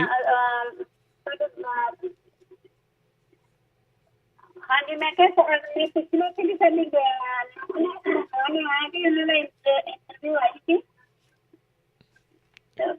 ਬਾਤ ਹੋ ਗਈ ਸੀ ਲੋਕਡਾਊਨ ਹੋ ਗਿਆ ਸੀ। ਇਹ ਇਮੀਗ੍ਰੇਸ਼ਨ ਦਾ ਸਵਾਲ ਆ ਜੀ। ਇਮੀਗ੍ਰੇਸ਼ਨ ਦੇ ਸਵਾਲ ਤੁਸੀਂ ਨਾ ਕੱਲ੍ਹ ਨੂੰ ਸ਼ਨੀਚਰਵਾਰ ਨੂੰ ਜਿਹੜਾ ਪ੍ਰੋਗਰਾਮ ਹੈਗਾ ਆ ਉਹਦੇ ਵਿੱਚ ਜਿਹੜਾ ਪੁੱਛਿਆ ਕਰੋ। ਜਿਹੜਾ ਪ੍ਰੋਗਰਾਮ ਜਦੋਂ ਚੱਲ ਰਿਹਾ ਹੁੰਦਾ ਕਿਰਪਾ ਕਰਕੇ ਉਹਦੇ ਨਾਲ ਸੰਬੰਧਿਤ ਉਸ ਟਾਈਮ ਦੇ ਉੱਤੇ ਤੁਸੀਂ ਕਾਲ ਕਰਿਆ ਕਰੋ। ਅਗਲੇ ਕਾਲਰ ਆਪਣੇ ਨਾਲ ਜੁੜੇ ਨੇ ਅਵਤਾਰ ਸਿੰਘ ਪੰਨੂ। ਸਤਿ ਸ਼੍ਰੀ ਅਕਾਲ ਜੀ। ਜੀ ਅਵਤਾਰ ਸਿੰਘ ਜੀ। ਸਤਿ ਸ਼੍ਰੀ ਅਕਾਲ ਜੀ ਸਾਰੇ ਭਰਾਵਾਂ ਨੂੰ। ਸਤਿ ਸ਼੍ਰੀ ਅਕਾਲ। ਮੈਂ ਅਵਤਾਰ ਸਿੰਘ ਬੇਕਰਫੀਲਡ ਤੋਂ ਜੀ। ਮੇਰਾ ਪਹਿਲਾ ਸਵਾਲ ਇਹ ਹੈ ਜੀ ਕਿ 1947 ਤੋਂ ਲੈ ਕੇ ਹੁਣ ਤੱਕ ਹਰ ਸਰਕਾਰ ਨੇ ਪੰਜਾਬ ਦੇ ਸੋਰਸਿਸ ਲੁੱਟਣ ਦੀ ਹੀ ਕੋਸ਼ਿਸ਼ ਕੀਤੀ ਹੈ, ਪੰਜਾਬ ਨੂੰ ਦਿੱਤਾ ਕੁਝ ਨਹੀਂ। ਮੈਨੂੰ ਇੰਝ ਨਹੀਂ ਲੱਗਦਾ ਹੈ ਕਿ ਸ਼ਾਇਦ ਕਿ ਇਹ ਤਾਂ ਨਹੀਂ ਕਿ ਹਿੰਦੁਸਤਾਨ ਦੀ ਸਰਕਾਰ ਪੰਜਾਬ ਨੂੰ ਆਪਣਾ ਹਿੱਸਾ ਹੀ ਨਹੀਂ ਮੰਨਦੀ ਤੇ ਸਿਰਫ ਇੱਕ ਬਸਤੀ ਮੰਨ ਕੇ ਤੇ ਲੁੱਟਣ ਦੀ ਕੋਸ਼ਿਸ਼ ਕਰਨ ਲਈ ਹੈ। ਦੂਜਾ ਸਵਾਲ ਮੇਰਾ ਇਹ ਹੈ ਕਿ ਮੋਦੀ ਜੀ ਨੇ ਜਿਹੜੇ ਗੁਜਰਾਤੀ ਕਾਰਪੋਰੇਟ ਨੇ ਉਹਨਾਂ ਨੇ ਆਪਣੇ ਪੈਸੇ ਦੇ ਜ਼ੋਰ ਤੇ ਮੋਦੀ ਨੂੰ ਇੱਕ ਪਪਟ ਦੇ ਤੌਰ ਤੇ ਅੱਗੇ ਲਿਆ ਕੇ ਤੇ ਪ੍ਰਧਾਨ ਮੰਤਰੀ ਬਣਾ ਕੇ ਤੇ ਹਿੰਦੁਸਤਾਨ ਨੂੰ ਲੁੱਟਣ ਦਾ ਰਾਹ ਬਣਾਇਆ। ਕੁਝ ਗੁਜਰਾਤੀ ਤਾਂ ਹਿੰਦੁਸਤਾਨ ਦੀਆਂ ਬੈਂਕਾਂ ਲੁੱਟ ਕੇ ਬਾਹਰ ਭੱਜ ਗਏ ਤੇ ਬਾਕੀ ਗੁਜਰਾਤੀ ਰਲ ਕੇ ਤੇ ਹੁਣ ਸਾਰਾ ਹਿੰਦੁਸਤਾਨ ਹੀ ਖਰੀਦ ਲੈਣਾ ਚਾਹੁੰਦੇ ਆ। ਇਹ ਮੇਰੇ ਦੋ ਸਵਾਲ ਹੈ ਜੀ, ਇਹਦਾ ਜਵਾਬ ਦਿਓ। ਸਤਿ ਸ਼੍ਰੀ ਅਕਾਲ। ਦੇਖੋ ਇਕੱਲਾ ਪੰਜਾਬ ਹੀ ਨਹੀਂ, ਆ ਜਿਹੜੇ ਨਕਸਲੀ ਇਹ ਕਾਹਦੀ ਲੜਾਈ ਲੜਨ ਡਏ ਆ, ਇਹ ਕਾਹਦੀ ਲੜਾਈ ਲੜਦੇ ਆ? ਇਹ ਸਿਰਫ ਤੇ ਸਿਰਫ ਹਥਿਆਰਬੰਦ ਜੇ ਸੰਘਰਸ਼ ਹੈ ਤਾਂ ਆਪਣੇ ਹੱਕਾਂ ਵਾਸਤੇ ਉੱਥੇ ਲੋਕਾਂ ਨੇ ਸ਼ੁਰੂ ਕੀਤਾ ਸੀਗਾ ਜੀ। ਤੁਸੀਂ ਦੇਖੋ ਆਦਿਵਾਸੀਆਂ ਦਾ ਅੱਜ ਕਿਉਂ ਗੁੱਸਾ ਹੈ ਸਰਕਾਰ ਪ੍ਰਤੀ। ਮਨਮੋਹਨ ਸਿੰਘ ਸਰਕਾਰ ਵੇਲੇ ਉੱਥੇ ਆਪਰੇਸ਼ਨ ਚਲਾਏ ਗਏ ਸੀਗੇ, ਉਹਨਾਂ ਦਾ ਬਹੁਤ ਵਿਰੋਧ ਹੋਇਆ ਸੀਗਾ। ਇਹਨਾਂ ਦਾ ਮੰਤਰੀ ਤੱਕ ਇੱਕ ਮਰ ਗਿਆ ਸੀ ਮੇਰੇ ਖਿਆਲ ਦੇ ਨਾਲ। ਉਹ ਕੀ ਹੈ, ਉਹਨਾਂ ਦੇ ਜੰਗਲ ਉਜਾੜੇ ਜਾ ਰਹੇ। ਇਹ ਚੀਜ਼ਾਂ ਹੈਗੀਆਂ ਕਿ ਰਿਸੋਰਸਿਸ ਕਿਤੇ ਵੀ ਹੋਣ ਸਰਦਾਰ ਸਾਹਿਬ, ਉਹਨਾਂ ਨੂੰ ਸਰਮਾਏਦਾਰੀ ਜਾਂ ਇਹ ਜਿਹੜਾ ਤੁਸੀਂ ਕਹਿੰਦੇ ਹੋ ਕਿ ਕਾਰਪੋਰੇਟ ਦਾ ਇੱਕ ਗੱਠਜੋੜ ਹੈ, ਪੈਂਦਾ ਹੀ ਪੈਂਦਾ ਹੈ। ਅਸਲ ਦੇ ਵਿੱਚ ਕੀ ਆ ਕਿ ਕੱਲੀ ਪੰਜਾਬ ਦੀ ਜ਼ਮੀਨ ਤੇ ਅੱਖ ਨਹੀਂ, ਕਾਰਪੋਰੇਟ ਦੀ ਤੇ ਬੜੀ ਥੋੜ੍ਹੀ ਹੈ ਜ਼ਮੀਨ। ਸਾਡੇ ਕੋਲ ਕੀ 1 ਕਰੋੜ ਕਿੱਲਾ, ਸਾਡੇ ਕੋਲ 1 ਕਰੋੜ ਕਿੱਲਾ ਹੈ, ਪਰ ਕਈ ਕਰੋੜਾਂ ਕਿੱਲੇ ਜ਼ਮੀਨ ਬੇਕਾਰ ਪਈ ਹੈ ਇੰਡੀਆ ਦੇ ਵਿੱਚ। ਕਰੋੜਾਂ ਕਿੱਲੇ ਨਹੀਂ, ਕਰੋੜਾਂ ਹੈਕਟੇਅਰ। ਸੋ ਉਹਨਾਂ ਦੀ ਅੱਖ ਜ਼ਿਆਦਾ ਉਹਦੇ ਤੇ ਆ। ਇਹ ਤੇ ਹਿੰਦੂ ਵੀਰਾਂ ਨੂੰ ਸਮਝ ਲੈਣਾ ਚਾਹੀਦਾ ਕਿ ਤੁਹਾਡਾ ਬਹੁਤ ਵੱਡਾ ਨੁਕਸਾਨ ਜੇ ਕਾਰਪੋਰੇਟ ਨੇ ਤੁਹਾਨੂੰ ਸਭ ਤੋਂ ਜ਼ਿਆਦਾ ਲੁੱਟਣਾ, ਸਭ ਤੋਂ ਜ਼ਿਆਦਾ ਗਰੀਬ ਇਲਾਕਿਆਂ 'ਚ ਲੁੱਟ ਹੋਣੀ ਹੈ। ਜਿੰਨਾ ਗਰੀਬ ਹੋਊਗਾ ਉਹਨਾਂ ਜ਼ਿਆਦਾ ਲੁੱਟਿਆ ਸਿੱਧਾ ਸਾਧ ਆ। ਸੋ ਰਿਸੋਰਸਿਸ ਨੂੰ ਲੁੱਟਦੇ ਆ। ਤੇ ਜਿਹੜੀ ਤੁਸੀਂ ਗੱਲ ਕਹੀ ਹੈ ਨਾ ਕਿ ਮੋਦੀ ਸਾਹਿਬ ਜਾਂ ਗੁਜਰਾਤੀ, ਮੈਂ ਤੁਹਾਨੂੰ ਇੱਕ ਗੱਲ ਦੱਸਾਂ, ਮੈਂ ਤੁਹਾਨੂੰ ਇੱਥੋਂ ਵੀ ਗਾਂਹ ਦੀ ਗੱਲ ਦੱਸ ਦਿੰਦਾ ਕਿ ਅਸਲ ਦੇ ਵਿੱਚ ਇਹ ਦੁਨੀਆ ਦਾ ਫੂਡ ਕੰਟਰੋਲ ਕਰਨ ਦਾ ਯਤਨ ਹੈ, ਜਿਵੇਂ ਆਇਲ ਕੰਟਰੋਲ ਕਰਨ ਦਾ ਯਤਨ ਸੀਗਾ। ਇਸ ਗੇਮ ਦੇ ਵਿੱਚ ਬਹੁਤ ਵੱਡੇ ਪਲੇਅਰ ਹੈ। ਤੁਸੀਂ ਇੱਕ ਗੱਲ ਸਮਝੋ ਕਿ ਬਿਲ ਗੇਟਸ ਜਿਹੜਾ WHO ਨੂੰ ਫੰਡਿੰਗ ਜਾਰੀ ਰੱਖਦਾ, ਜਦ ਕਿ ਰਾਸ਼ਟਰਪਤੀ ਕਹਿੰਦਾ ਕਿ ਨਹੀਂ, ਮੈਂ ਨਹੀਂ ਦੇਣੀ, ਅਸੀਂ ਇਹਨਾਂ ਨੂੰ ਡੋਨੇਸ਼ਨ ਨਹੀਂ ਦੇਣੀ, ਮਤਲਬ ਕਿਉਂ ਜਾਂਦੀ ਹੈ ਅਮਰੀਕਾ ਵੱਲੋਂ। ਪਰ ਗੇਟ ਫਾਊਂਡੇਸ਼ਨ ਦਾ ਦੇਖੋ 2018-19 ਚ 531 ਮਿਲੀਅਨ ਗਿਆ ਸੀਗਾ। ਇਹ ਚੀਜ਼ ਸਮਝੋ ਕਿ ਬਿਲ ਗੇਟਸ ਦੇ ਕੀ ਇੰਟਰਸਟ ਨੇ ਇੱਥੇ ਜਾਂ ਜਿਹੜੀਆਂ ਇਹ ਬੀਜ ਵਾਲੀਆਂ ਕੰਪਨੀਆਂ, ਉਹ ਕਿਸ ਤਰ੍ਹਾਂ ਅੱਗੇ ਵਧ ਰਹੀਆਂ ਨੇ ਪੂਰੇ ਸੰਸਾਰ ਦੇ ਵਿੱਚ। ਤਾਂ ਇਹ ਖੇਡ ਫੂਡ ਕੰਟਰੋਲ ਕਰਨ ਦੀ ਹੈ ਕਿ ਜਦ ਫੂਡ ਕੰਟਰੋਲ ਹੋ ਜਾਏਗਾ ਲੋਕ ਆਪਣੇ ਆਪ ਕੰਟਰੋਲ ਹੋ ਜਾਣਗੇ। ਮਤਲਬ ਕਿ ਅੱਜ ਦੇਖੋ ਤੁਹਾਡੇ ਕੋਲ ਪੰਜਾਬ ਦੇ ਵਿੱਚ ਆਪਣਾ ਬੀ ਨਹੀਂ ਹੈ, ਜਦ ਕਿ ਬੀਆਂ ਦੀ ਧਰਤੀ ਸੀਗੀ, ਤਾਂ ਮਲਟੀਨੈਸ਼ਨਲ ਕੰਪਨੀ ਨੇ ਤੁਹਾਡਾ ਬੀ ਕੰਟਰੋਲ ਕਰ ਲਿਆ। ਉਸੇ ਤਰ੍ਹਾਂ ਇਹ ਫੂਡ ਕੰਟਰੋਲ ਕਰਨ ਦੀ ਸਾਜ਼ਿਸ਼ ਹੈ ਜੀ। ਅਗਲੇ ਕਾਲਰ ਆਪਣੇ ਨਾਲ ਜੁੜੇ ਨੇ ਬਲਬੀਰ ਜੀ। ਸਤਿ ਸ਼੍ਰੀ ਅਕਾਲ ਜੀ। ਬਲਬੀਰ ਕੌਰ ਜੀ। ਜੀ ਅਗਲੇ ਕਾਲਰ ਉਹਨਾਂ ਵੱਲ ਵੱਧਦੇ ਹਾਂ। ਆਪਣੇ ਨਾਲ ਜੁੜੇ ਨੇ ਗੁਰਦਿਆਲ ਸਿੰਘ ਜੀ। ਸਤਿ ਸ਼੍ਰੀ ਅਕਾਲ ਗੁਰਦਿਆਲ ਜੀ। ਸਤਿ ਸ਼੍ਰੀ ਅਕਾਲ ਭਾਜੀ। ਸਤਿ ਸ਼੍ਰੀ ਅਕਾਲ। ਹਾਂਜੀ, ਮੇਰਾ ਸਵਾਲ ਹੈ ਜੀ, ਆਪਣੇ ਪਿੱਛੇ ਜੇ ਜਦੋਂ ਕਸ਼ਮੀਰ ਦਾ ਮਸਲਾ ਸੀ ਤੇ 370 ਖਤਮ ਕਰਨ ਲਈ ਅਮਰ ਸ਼ਾਹ ਦੀਆਂ ਪਾਰਲੀਮੈਂਟ 'ਚ ਕਾਫੀ ਸਪੀਚਾਂ ਆਈਆਂ ਸੀ, ਉਸ ਤੋਂ ਬਾਹਰ ਵੀ ਉਹਨਾਂ ਸਪੀਚਾਂ ਦਿੱਤੀਆਂ ਸੀ ਤੇ ਉਹਦੇ ਵਿੱਚ ਦੱਸੇ ਸੀ ਬੈਨੀਫਿਟ ਕੀ ਹੈ, ਨੁਕਸਾਨ ਕੀ ਹੈ ਤੇ ਫਾਇਦਾ ਕੀ ਹੈ। ਆ ਜਿਹੜਾ ਹੁਣ ਚੱਲ ਰਿਹਾ ਪੰਜਾਬ ਜਾਂ ਸਾਰੇ ਹਿੰਦੁਸਤਾਨ 'ਚ ਚੱਲ ਰਿਹਾ ਕਿਸਾਨਾਂ ਦਾ, ਉਹਦੇ ਬਾਰੇ ਕੁਝ ਬੋਲੇ ਨਹੀਂ, ਉਹਨਾਂ ਦਾ ਕੀ ਹੈ, ਕਿੱਥੇ ਨੇ ਉਹ? ਜੀ ਥੈਂਕ ਯੂ ਜੀ। ਨਹੀਂ, ਕਿਸਾਨਾਂ ਬਾਰੇ ਨਹੀਂ, ਉਹਨਾਂ ਦਾ ਮੇਰੇ ਖਿਆਲ ਦੇ ਨਾਲ ਬਿਆਨ ਨਹੀਂ ਆਇਆ। ਉਹ ਕਿੱਥੇ ਨੇ ਕੋਈ ਪਤਾ ਨਹੀਂ। ਪਿੱਛੇ ਜੇ ਇੱਕ ਉਹਨਾਂ ਬਾਰੇ ਰਿਊਮਰ ਜ਼ਰੂਰ ਫੈਲਿਆ ਸੀਗਾ ਕਿ ਉਹਨਾਂ ਨੂੰ ਇੱਕ ਚਾਰਟਰ ਰਾਹੀਂ ਅਮਰੀਕਾ ਸ਼ਿਫਟ ਕੀਤਾ ਗਿਆ ਇਲਾਜ ਵਾਸਤੇ, ਉਹ ਬਿਲਕੁਲ ਰਿਊਮਰ ਸੀਗਾ, ਪਰ ਉਹਨਾਂ ਦਾ ਕੋਈ ਬਿਆਨ ਨਹੀਂ ਆਇਆ। ਤੇ ਚਲੋ ਉਹਨਾਂ ਦੇ ਬਿਆਨ ਤੋਂ ਆਪਾਂ ਲੈਣਾ ਵੀ ਕੀ ਹੈ ਸਰਦਾਰ ਜੀ। ਬਿਆਨ ਤੇ ਇਹਨਾਂ ਦੀ ਜਦੋਂ ਪ੍ਰਧਾਨ ਮੰਤਰੀ ਨੇ ਕਹਿਤਾ ਕਿ ਬਹੁਤ ਵਧੀਆ ਚੀਜ਼ ਆ ਫਲਾਣ ਟਮਕਾ ਆਇਆ, ਤਾਂ ਉਹ ਕੀ ਉਸ ਬਿਆਨ ਨਾਲ ਸਾਨੂੰ ਤਸੱਲੀ ਹੋ ਗਈ? ਜੇ ਉਹ ਆ ਕੇ ਆਪਾਂ ਨੂੰ ਗਿਣਾ ਦੇਵੇ, ਫਰਜ਼ ਕਰੋ ਕਿ ਜੇ ਅਮਿਤ ਸ਼ਾਹ ਆ ਕੇ ਆਪਾਂ ਨੂੰ ਕਹਿ ਦੇਵੇ, ਇੱਥੇ ਖੜ ਕੇ ਆ ਜਾਵੇ ਪੰਜਾਬ ਦੀ ਧਰਤੀ ਤੇ ਕਿ ਲਓ ਵੀ ਮਿੱਤਰੋ ਮੈਂ ਆ ਗਿਆ ਤੇ ਮੈਂ ਤੁਹਾਨੂੰ ਫਾਇਦੇ ਗਿਣਾਉਣ ਆਇਆ, ਕੀ ਆਪਾਂ ਯਕੀਨ ਕਰ ਲਵਾਂਗੇ? ਨਾ, ਕਦੇ ਨਹੀਂ ਯਕੀਨ ਕਰਾਂਗੇ, ਕਿਉਂਕਿ ਸਾਡਾ ਯਕੀਨ ਇਹਨਾਂ ਨੇ ਤੋੜਿਆ ਹੀ ਇੰਨੀ ਮਰਤਬਾ ਹੈ, ਇੰਨੀ ਦਫਾ ਹੈ ਕਿ ਹੁਣ ਅਸੀਂ ਯਕੀਨ ਕਰਨ ਦੀ ਪੋਜੀਸ਼ਨ 'ਚ ਹੀ ਹੈ ਨਹੀਂ ਗੇ। ਤੋ ਇਹ ਗੱਲ ਆ ਕਿ ਬਿਆਨ ਨਹੀਂ, ਇੱਥੇ ਤੇ ਹੁਣ ਕਰਮ ਕਰਨ ਦੀ ਜ਼ਰੂਰਤ ਹੈ, ਕਰਮ ਕਮਾਉਣ ਦੀ ਜ਼ਰੂਰਤ ਆ। ਉਹਦੇ ਵਿੱਚ ਵੇਖਣਾ ਪਏਗਾ ਕਿ ਇਹ ਜਿਹੜਾ ਚੋਰ ਹੈ, ਮੈਂ ਜਿਵੇਂ ਕਿਹਾ ਕਿ ਇਹ ਅਸਲ ਦੇ ਵਿੱਚ ਲੜਾਈ ਸਿੱਧੇ ਤੌਰ ਤੇ ਇੱਕ ਬਹੁਤ ਵੱਡੀ ਸ਼ਕਤੀ ਦੇ ਨਾਲ ਆ, ਬਹੁਤ ਵੱਡੀ ਧਿਰ ਦੇ ਨਾਲ ਹੈ। ਉਹਦੇ ਵਿੱਚ ਪੋਲੀਟੀਸ਼ੀਅਨ ਤੇ ਇੱਕ ਹਿੱਸਾ ਆ। ਤੁਸੀਂ ਦੇਖੋ ਨਾ, WTO ਤੋਂ ਬਗੈਰ, ਵਰਲਡ ਬੈਂਕ ਤੋਂ ਬਗੈਰ, UN ਤੋਂ ਬਗੈਰ, US ਤੋਂ ਬਗੈਰ, ਇਜ਼ਰਾਈਲ ਤੋਂ ਬਗੈਰ ਅੱਜ ਇੰਡੀਆ ਕੀ ਇੱਕ ਕਦਮ ਵੀ ਚੱਲ ਸਕਦਾ? ਤੁਸੀਂ ਮੈਨੂੰ ਦੱਸੋ। ਨਹੀਂ ਚੱਲ ਸਕਦਾ। ਔਰ ਸਾਰੀਆਂ ਕੰਟਰੋਲਡ ਕਿਹਦੀਆਂ ਨੇ? ਤੁਹਾਡੀ ਇੱਥੇ ਹਥਿਆਰਾਂ ਦੀ ਲੌਬੀ, ਤੁਸੀਂ US 'ਤੇ ਬੈਠੇ ਹੋ, ਕਿੰਨੀ ਜ਼ਿਆਦਾ ਮਜ਼ਬੂਤ ਆ। ਜੇ ਉਹ ਇੱਥੇ ਬੈਠੀ ਇੰਨੀ ਮਜ਼ਬੂਤ ਆ ਤੇ ਜਿਨ੍ਹਾਂ ਨੇ ਪੂਰੇ ਸੰਸਾਰ ਨੂੰ ਕੰਟਰੋਲ ਕਰਨ ਦਾ ਮਨ ਬਣਾਇਆ ਹੋਇਆ, ਉਹ ਕਿੰਨੇ ਮਜ਼ਬੂਤ ਹੋਣਗੇ ਤੁਸੀਂ ਦੇਖ ਲਓ ਜੀ। ਇੱਕ ਇਹ ਵੀ ਹੈ ਨਾ, ਉਹਨਾਂ ਨੇ ਚਾਈਨਾ ਉੱਤੇ ਵੀ ਟਰਾਈ ਕੀਤੀ ਸੀਗੀ ਵੀ ਕਰ ਸਕਣ, ਪਰ ਉਹ ਆਪਣੇ ਜਿਹੜੇ ਉਹਨਾਂ ਦੇ ਕਾਬੂ 'ਚ ਇੰਨਾ ਜ਼ਿਆਦਾ ਨਹੀਂ ਆ ਸਕੇ। ਸੋ ਹੁਣ ਉਹਨਾਂ ਨੂੰ ਦੂਜੀ ਸਭ ਤੋਂ ਵੱਡੀ ਮੰਡੀ ਜਿਹੜੀ ਭਾਰਤ ਜਿਹੜੀ ਉਹ ਨਜ਼ਰ ਆਉਂਦੀ ਆ। ਚਾਈਨਾ ਨੇ ਤੇ ਟਵਿੱਟਰ ਤੱਕ ਨਹੀਂ ਵੜਨ ਦਿੱਤਾ, ਫੇਸਬੁੱਕ ਤੱਕ ਨਹੀਂ ਵੜਨ ਦਿੱਤਾ ਜੀ। ਚਾਈਨਾ ਨੇ ਤੇ ਕੁਝ ਵੀ ਨਹੀਂ। ਠੀਕ ਹੈ, ਇਹਨਾਂ ਦੀਆਂ ਕੰਪਨੀਆਂ ਜ਼ਰੂਰ ਨੇ, ਚਾਈਨਾ ਨੇ ਤੇ ਆਪਣੇ ਦਰਵਾਜ਼ੇ ਬੰਦ ਰੱਖੇ ਆ। ਤੁਸੀਂ ਦੇਖੋ, ਉਹਨਾਂ ਦਾ ਟਵਿੱਟਰ ਆਪਣਾ, ਫੇਸਬੁੱਕ ਆਪਣਾ ਹੈ। ਆਹੀ ਚੀਜ਼ਾਂ ਸ਼ਾਇਦ ਉਹਨਾਂ ਨੂੰ ਪਤਾ ਸੀਗਾ ਇਹਨਾਂ ਚੀਜ਼ਾਂ ਦਾ, ਪਰ ਅੱਜ ਦੇ ਦੌਰ 'ਤੇ ਤੁਸੀਂ ਦੇਖੋ ਨਾ ਕਿ ਅਸੀਂ ਵਿਦੇਸ਼ੀ ਕੂਟਨੀਤੀ ਕਿਸ ਤਰ੍ਹਾਂ ਦੀ ਬਣਾ ਲਈ ਆ ਕਿ ਅੱਜ US ਤੋਂ ਬਗੈਰ ਇੱਕ ਪਲ ਵੀ ਇੰਡੀਆ ਦਾ ਨਹੀਂ ਚੱਲ ਸਕਦਾ। ਟੋਟਲੀ ਡਿਪੈਂਡੇਬਿਲਿਟੀ ਆ। ਔਰ ਅਲਾਈਡ ਬਣਾ ਲਿਆ ਸਿੱਧਾ ਇਜ਼ਰਾਈਲ ਦਾ, ਇੰਡੀਆ ਦਾ, ਫਿਲਿਸਤੀਨ ਵਗੈਰਾ ਆ ਗਿਆ, ਗਰੁੱਪ ਆ ਗਿਆ। ਔਰ ਦੂਸਰੇ ਪਾਸੇ ਵੀ ਅੱਜ ਦੇਖੋ ਪੂਰੇ ਸੰਸਾਰ ਦੇ ਵਿੱਚ ਤੁਰਕੀ ਤੇ ਪਾਕਿਸਤਾਨ ਜਾ ਕੇ ਅਜ਼ਰਬੈਜਾਨ ਦੀ ਪਿੱਠ ਤੇ ਖੜ ਗਏ ਆ। ਉੱਥੇ ਵੀ ਇੱਕ ਤਰ੍ਹਾਂ ਨਾਲ ਦੇਖੋ ਕਿ ਜੰਗ ਦੇ ਅਸਾਰ ਬਣ ਗਏ ਆ। ਰਸ਼ੀਆ ਕਿਉਂਕਿ ਇੱਕ ਸੰਧੀ ਦੇ ਵਿੱਚ, ਜਿਵੇਂ ਤੁਹਾਡਾ US ਸੰਧੀ 'ਚ ਜਾਪਾਨ ਦੇ ਨਾਲ ਜਾਂ ਨਾਟੋ ਕੰਟਰੀਜ਼ ਦੇ ਨਾਲ, ਤਾਂ ਉੱਥੇ ਅਰਮੇਨੀਆ ਦੇ ਨਾਲ ਰਸ਼ੀਆ ਜਿਹੜਾ ਉਹ ਸੰਧੀ 'ਚ ਆ। ਤੇ ਫਰਜ਼ ਕਰੋ ਕੱਲ੍ਹ ਨੂੰ ਜਿਵੇਂ ਹੁਣ ਤੁਰਕੀ ਤੇ ਪਾਕਿਸਤਾਨ ਜਾ ਕੇ ਉੱਥੇ ਅਜ਼ਰਬੈਜਾਨ ਨਾਲ ਖੜ ਗਏ, ਜੇ ਰਸ਼ੀਆ ਅਰਮੇਨੀਆ ਦੇ ਨਾਲ ਖੜ ਜਾਂਦਾ ਤੇ ਇਸਲਾਮਿਕ ਦੇਸ਼ ਜਿਹੜੇ ਹੋਰ ਉੱਧਰ ਆ ਜਾਂਦੇ ਆ, ਕੰਮ ਚੱਲ ਪੈਣਾ ਜੀ। ਜੀ ਗਾਂ ਤੋਂ ਗਾਂ ਕੰਮ ਤੁਰਦਾ ਜਾਂਦਾ। ਅਮਰਜੀਤ ਜੀ, ਸਤਿ ਸ਼੍ਰੀ ਅਕਾਲ ਜੀ। ਅਮਰਜੀਤ ਜੀ ਸਤਿ ਸ਼੍ਰੀ ਅਕਾਲ। ਸਤਿ ਸ਼੍ਰੀ ਅਕਾਲ ਰਾਜ ਭਾਜੀ। ਸਤਿ ਸ਼੍ਰੀ ਅਕਾਲ ਮਿੰਟੋ ਭਾਜੀ। ਸਤਿ ਸ਼੍ਰੀ ਅਕਾਲ ਜੀ। ਸਤਿ ਸ਼੍ਰੀ ਅਕਾਲ ਜੀ ਭਾਜੀ। ਭਾਜੀ ਜਿੱਦਾਂ ਨਾ ਮੋਦੀ ਹੈ ਨਾ, ਅਮਰੀਕਾ ਦਾ ਨਾਲ ਸਿਸਟਮ ਕਾਪੀ ਕਰਨਾ ਮੰਗਦਾ ਹੈ ਨਾ, ਇੱਦਾਂ ਨਹੀਂ ਹੁੰਦਾ। ਜਿਹੜਾ ਸਿਸਟਮ ਅਮਰੀਕਾ 'ਚ ਕੰਮ ਕਰਦਾ ਉਹ ਇੰਡੀਆ ਨਹੀਂ ਕੰਮ ਕਰਨਾ, ਜਿਹੜਾ ਇੰਡੀਆ ਸਿਸਟਮ ਕੰਮ ਕਰਦਾ ਉਹ ਇੱਥੇ ਨਹੀਂ ਕੰਮ ਕਰਨਾ। ਅਮਰੀਕਾ ਇੱਥੇ ਪ੍ਰਾਈਵੇਟ ਆ, ਸਾਰਾ ਕੁਛ, ਬਿਜ਼ਨਸ ਵੀ ਪ੍ਰਾਈਵੇਟ ਆ, ਬੈਂਕਾਂ ਵੀ ਪ੍ਰਾਈਵੇਟ ਆ ਨਾ। ਇੱਥੇ ਜੇ ਗਵਰਨਮੈਂਟ ਵੀ ਸ਼ਟ ਡਾਊਨ ਹੋ ਜਾਵੇ ਕੋਈ ਅਸਰ ਨਹੀਂ ਹੁੰਦਾ, ਸਾਰਾ ਕੁਛ ਚੱਲੀ ਜਾਂਦਾ ਰਹਿੰਦਾ। ਹੁਣ ਇੱਥੇ ਜਿਹੜਾ ਪ੍ਰਾਈਵੇਟ ਕੰਮ ਆ ਸਾਨੂੰ, ਜਿੱਦਾਂ ਇੱਥੇ ਫਰੀ ਮਾਰਕੀਟ ਆ, ਸਾਰਿਆਂ ਦਾ ਹੱਕ ਆ, ਵਪਾਰੀ ਬਿਜ਼ਨਸ ਦਾ ਵੀ ਵਪਾਰ ਜਿੰਨਾ ਮਰਜ਼ੀ ਕਰੋ। ਜਿੱਦਾਂ ਸਾਡੇ ਗੁਆਂਢੀ ਮੁਲਕਾਂ ਨਾਲ ਵੀ ਰਿਲੇਸ਼ਨਸ਼ਿਪ ਵਧੀਆ ਚਾਹੀਦੀ ਆ, ਜਾਂ ਇੱਥੇ ਕੈਨੇਡਾ ਨਾਲ ਪੈਂਦਾ, ਸਾਡੇ ਨਾਲ ਮੈਕਸੀਕੋ ਪੈਂਦਾ, ਉਹਨਾਂ ਨਾਲ ਰਿਲੇਸ਼ਨਸ਼ਿਪ ਵਧੀਆ, ਟਰੇਡ ਸੋਹਣੀ ਚੱਲਦੀ ਆ। ਜਿਹੜਾ ਮੋਦੀ ਦਾ ਸਿਸਟਮ ਆ ਇਹ ਕੰਮ ਨਹੀਂ ਕਰ ਸਕਦਾ, ਕਰਕੇ ਇੰਡੀਆ ਦੀ ਰਿਲੇਸ਼ਨਸ਼ਿਪ ਆਲੇ ਗੁਆਂਢੀਆਂ ਨਾਲ ਵਧੀਆ ਨਹੀਂ। ਕਦੇ ਪੰਗਾ ਇਹ ਲੈਣ ਦਾ ਪਾਕਿਸਤਾਨ ਨਾਲ, ਕਦੇ ਚੀਨ ਨਾਲ ਲੈਣ ਦਾ। ਜੇ ਇਹ ਸਿਸਟਮ ਲਾਉਣਾ ਉੱਥੇ ਰਿਲੇਸ਼ਨਸ਼ਿਪ ਵਧੀਆ ਚਾਹੀਦੀ ਆ ਬਾਹਰਲੇ ਮੁਲਕਾਂ ਨਾਲ। ਥੈਂਕ ਇਹ ਯੂ ਕੰਮ ਇਹਦਾ ਚੱਲਣਾ ਨਹੀਂ। ਥੈਂਕ ਯੂ ਜੀ। ਅਸੀਂ ਇਹੀ ਤਾਂ ਪਿੱਛਣਾ ਪਿੱਟ ਰਹੇ ਹਾਂ ਨਾ ਸਰ, ਕਿ ਸਾਡੀ ਵਿਦੇਸ਼ ਕੂਟਨੀਤੀ ਦੇ ਵਿੱਚ ਕਿਤੇ ਨਾ ਕਿਤੇ ਝੋਲ ਰਹੀ ਆ ਕਿ ਅਸੀਂ ਜਾ ਕੇ ਇੱਕ ਐਸੇ ਸਾਥੀ ਨੂੰ ਚੁਣ ਲਿਆ ਜਿਹਦੇ ਨਾਲ ਤੁਰਨਾ ਹੁਣ ਮਜਬੂਰੀ ਹੈ, ਜਦ ਕਿ ਮੁੱਢ ਗੁਆਂਢ ਅਸੀਂ ਇਕੱਲਾ ਪਾਕਿਸਤਾਨ ਤੇ ਨਾ ਕਿਉਂ, ਅਸੀਂ ਤੇ ਮਾਲਦੀਵ ਨਾਲ ਵੀ ਸੰਬੰਧ ਖਰਾਬ ਕਰ ਲਏ, ਲੰਕਾ ਨਾਲ ਵੀ ਕਰ ਲਏ, ਈਵਨ ਦੋ ਮਿਆਂਮਾਰ ਨਾਲ ਵੀ ਕਰ ਲਏ, ਬੰਗਲਾਦੇਸ਼ ਨਾਲ ਵੀ ਕਰ ਲਏ, ਨੇਪਾਲ ਨਾਲ ਵੀ ਕਰ ਲਏ, ਤਾਂ ਰਹਿ ਕੌਣ ਗਿਆ? ਸਾਡੇ ਕੋਲ ਇਸ ਟਾਈਮ ਇਕੱਲਾ ਭੂਟਾਨ ਆ।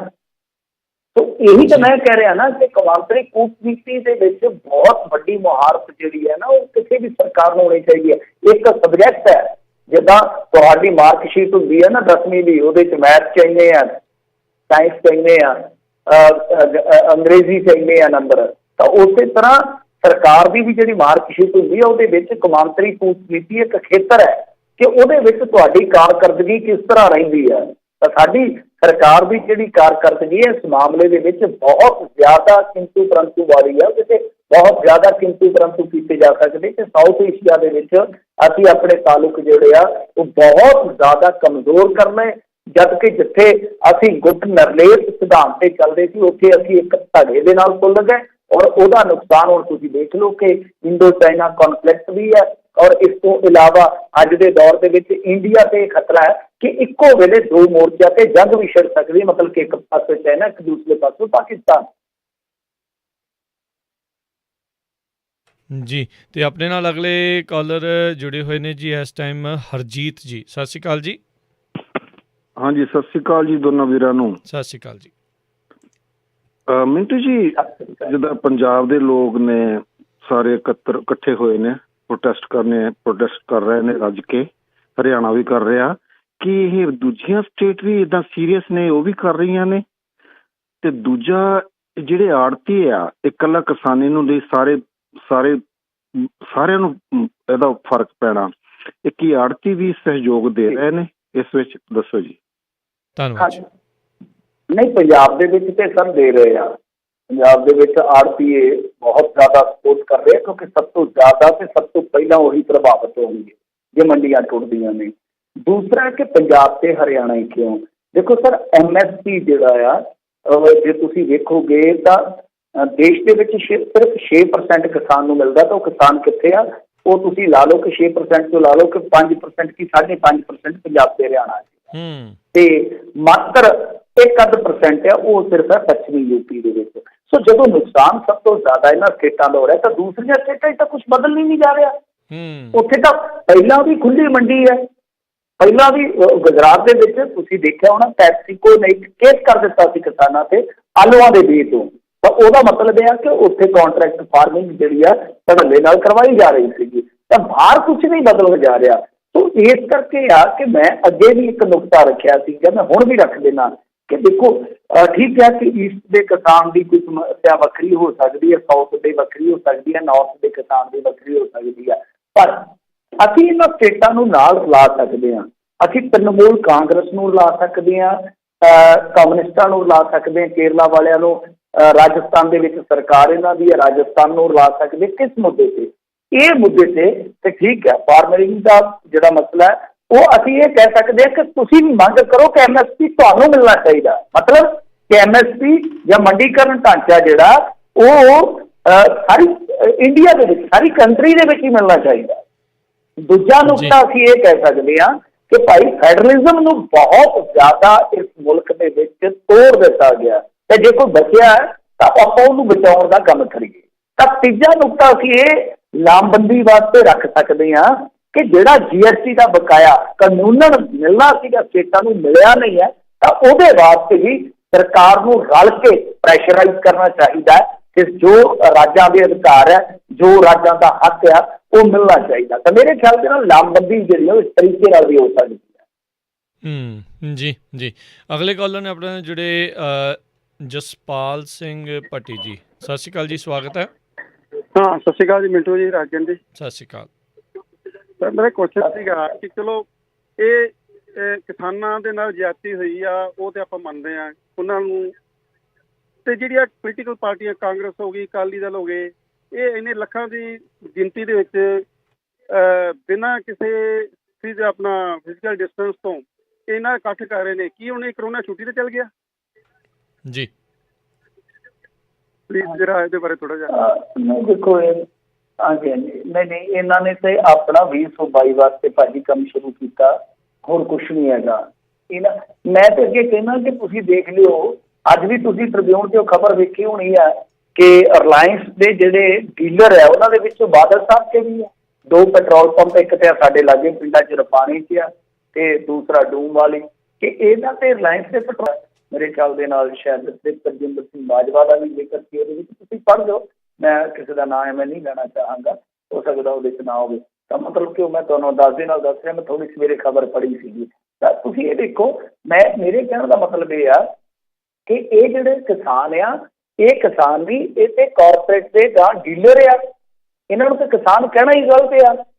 ਸੁਖਬੀਰ ਸਿੰਘ ਬਾਦਲ ਠੀਕ ਆ, ਉਹਦੇ ਕੋਲ ਕੋਈ 2040 ਤਾਂ ਕੀ ਉਹ ਕਿਸਾਨ ਆ ਇਸ ਵੇਲੇ? ਕਿਉਂਕਿ ਉਹਦੇ ਕੋਲ ਤਾਂ ਹੋਟਲ ਵੀ, ਉਹਦੇ ਕੋਲ ਤੇ ਟਰਾਂਸਪੋਰਟ ਦਾ ਵੀ ਧੰਦਾ, ਤੇ ਕਿਸਾਨ ਤੇ ਉਹ ਨਾ ਜਿਹਦੇ ਕੋਲ 1 ਕਿੱਲਾ 2 ਕਿੱਲੇ ਆ, ਘਰ 'ਚ ਕੋਈ ਨੌਕਰੀ ਨਹੀਂ ਹੈਗੀ, ਘਰ 'ਚ ਕੋਈ ਸਾਈਡ ਬਿਜ਼ਨਸ ਨਹੀਂ ਹੈਗਾ, ਸਾਰਾ ਕੁਛ ਜਿਹੜਾ ਉਹ ਕਿੱਲੇ 2 ਕਿੱਲੇ ਤੋਂ ਹੀ ਚਲਾਉਣਾ ਹੈ। ਕਿਸਾਨ ਤੇ ਉਹ ਹੈ ਨਾ ਵਿਚਾਰਾ ਜਿਹੜਾ 85% ਇੰਡੀਆ ਦੇ ਵਿੱਚ ਮਾਰਜਨਲ ਕਿਸਾਨ ਆ।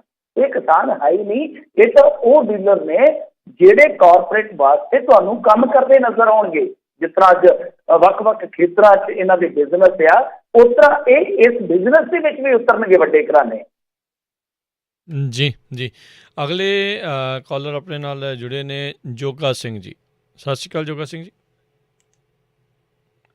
ਜੋਗਾ ਜੀ ਸਤਿ ਸ਼੍ਰੀ ਅਕਾਲ ਜੀ। ਮੇਰਾ ਤਾਂ ਇਹ ਸਵਾਲ ਹੈ ਵੀ ਜਿਹੜਾ ਅਸੀਂ ਵੀ ਆਹ ਜਿਹੜਾ ਜ਼ਿਮੀਂਦਾਰ ਕਿਸਾਨ ਜਿਹੜਾ ਦੂਜੀਆਂ ਪਾਰਟੀਆਂ ਪਿੱਛੇ ਆਪਣੇ ਡੋਬ ਬਜਾਈ ਜਾਂਦੀਆਂ ਜੀ, ਇਹ ਫਿਰ ਜ਼ਿਮੀਂਦਾਰਾਂ ਨੂੰ ਹਮਾਇਤ ਹੋ ਰਹੀ ਹੈ ਜਾਂ ਫਿਰ ਕਹਿੰਦਾ ਕਾਰਪੋਰੇਟ ਕਹਿੰਦੇ ਸਾਜ਼ਿਸ਼ ਹੈ? ਇੱਕ ਚੀਜ਼।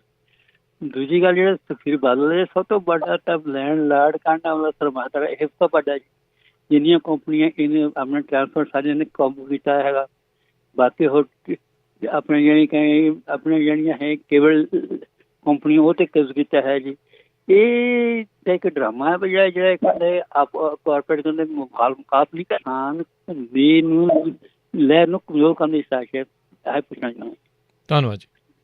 ਮੈਨੂੰ ਸਮਝ ਨਹੀਂ ਆ ਰਹੀ ਜੀ। ਪਹਿਲੀ ਗੱਲ ਉਹਨਾਂ ਨੇ ਪੁੱਛੀ ਵੀ ਜਿਹੜੇ ਹੁਣ ਕਈ ਆ ਰਹੇ ਨੇ ਵੀ ਇਹ ਤਾਰਪੀਡੋ ਕਰਨ ਦੀ ਕੋਸ਼ਿਸ਼ ਤਾਂ ਨਹੀਂ ਹੈਗੀ ਇਸ ਪੂਰੀ ਮੁਹਿੰਮ ਨੂੰ, ਵੀ ਕਿਤੇ ਨਾ ਕਿਤੇ ਉਹਨਾਂ ਦੀ ਉਹ ਸਾਜ਼ਿਸ਼ ਹੋਵੇ। ਅਤੇ ਦੂਜੀ ਇਹਨਾਂ ਨੇ ਜਿਹੜੀ ਗੱਲ ਤੁਸੀਂ ਪਹਿਲਾਂ ਹੀ ਕਹਿ ਕੇ ਹਟੇ ਆ ਵੀ ਇਹ ਤਾਂ ਕਾਰਪੋਰੇਟ ਦੇ ਨਾਲ ਹੀ ਇੱਕ ਹਿਸਾਬ ਦੇ ਨਾਲ ਮਿਲੇ ਹੋਏ ਕਿਸਾਨ ਕਾਹਦੇ ਨੇ, ਵੀ ਇਹ ਕੀ ਚਾਹੁੰਦੇ ਕੀ ਇਹਨਾਂ ਦੇ ਅੰਦਰ ਪਿੱਛੇ?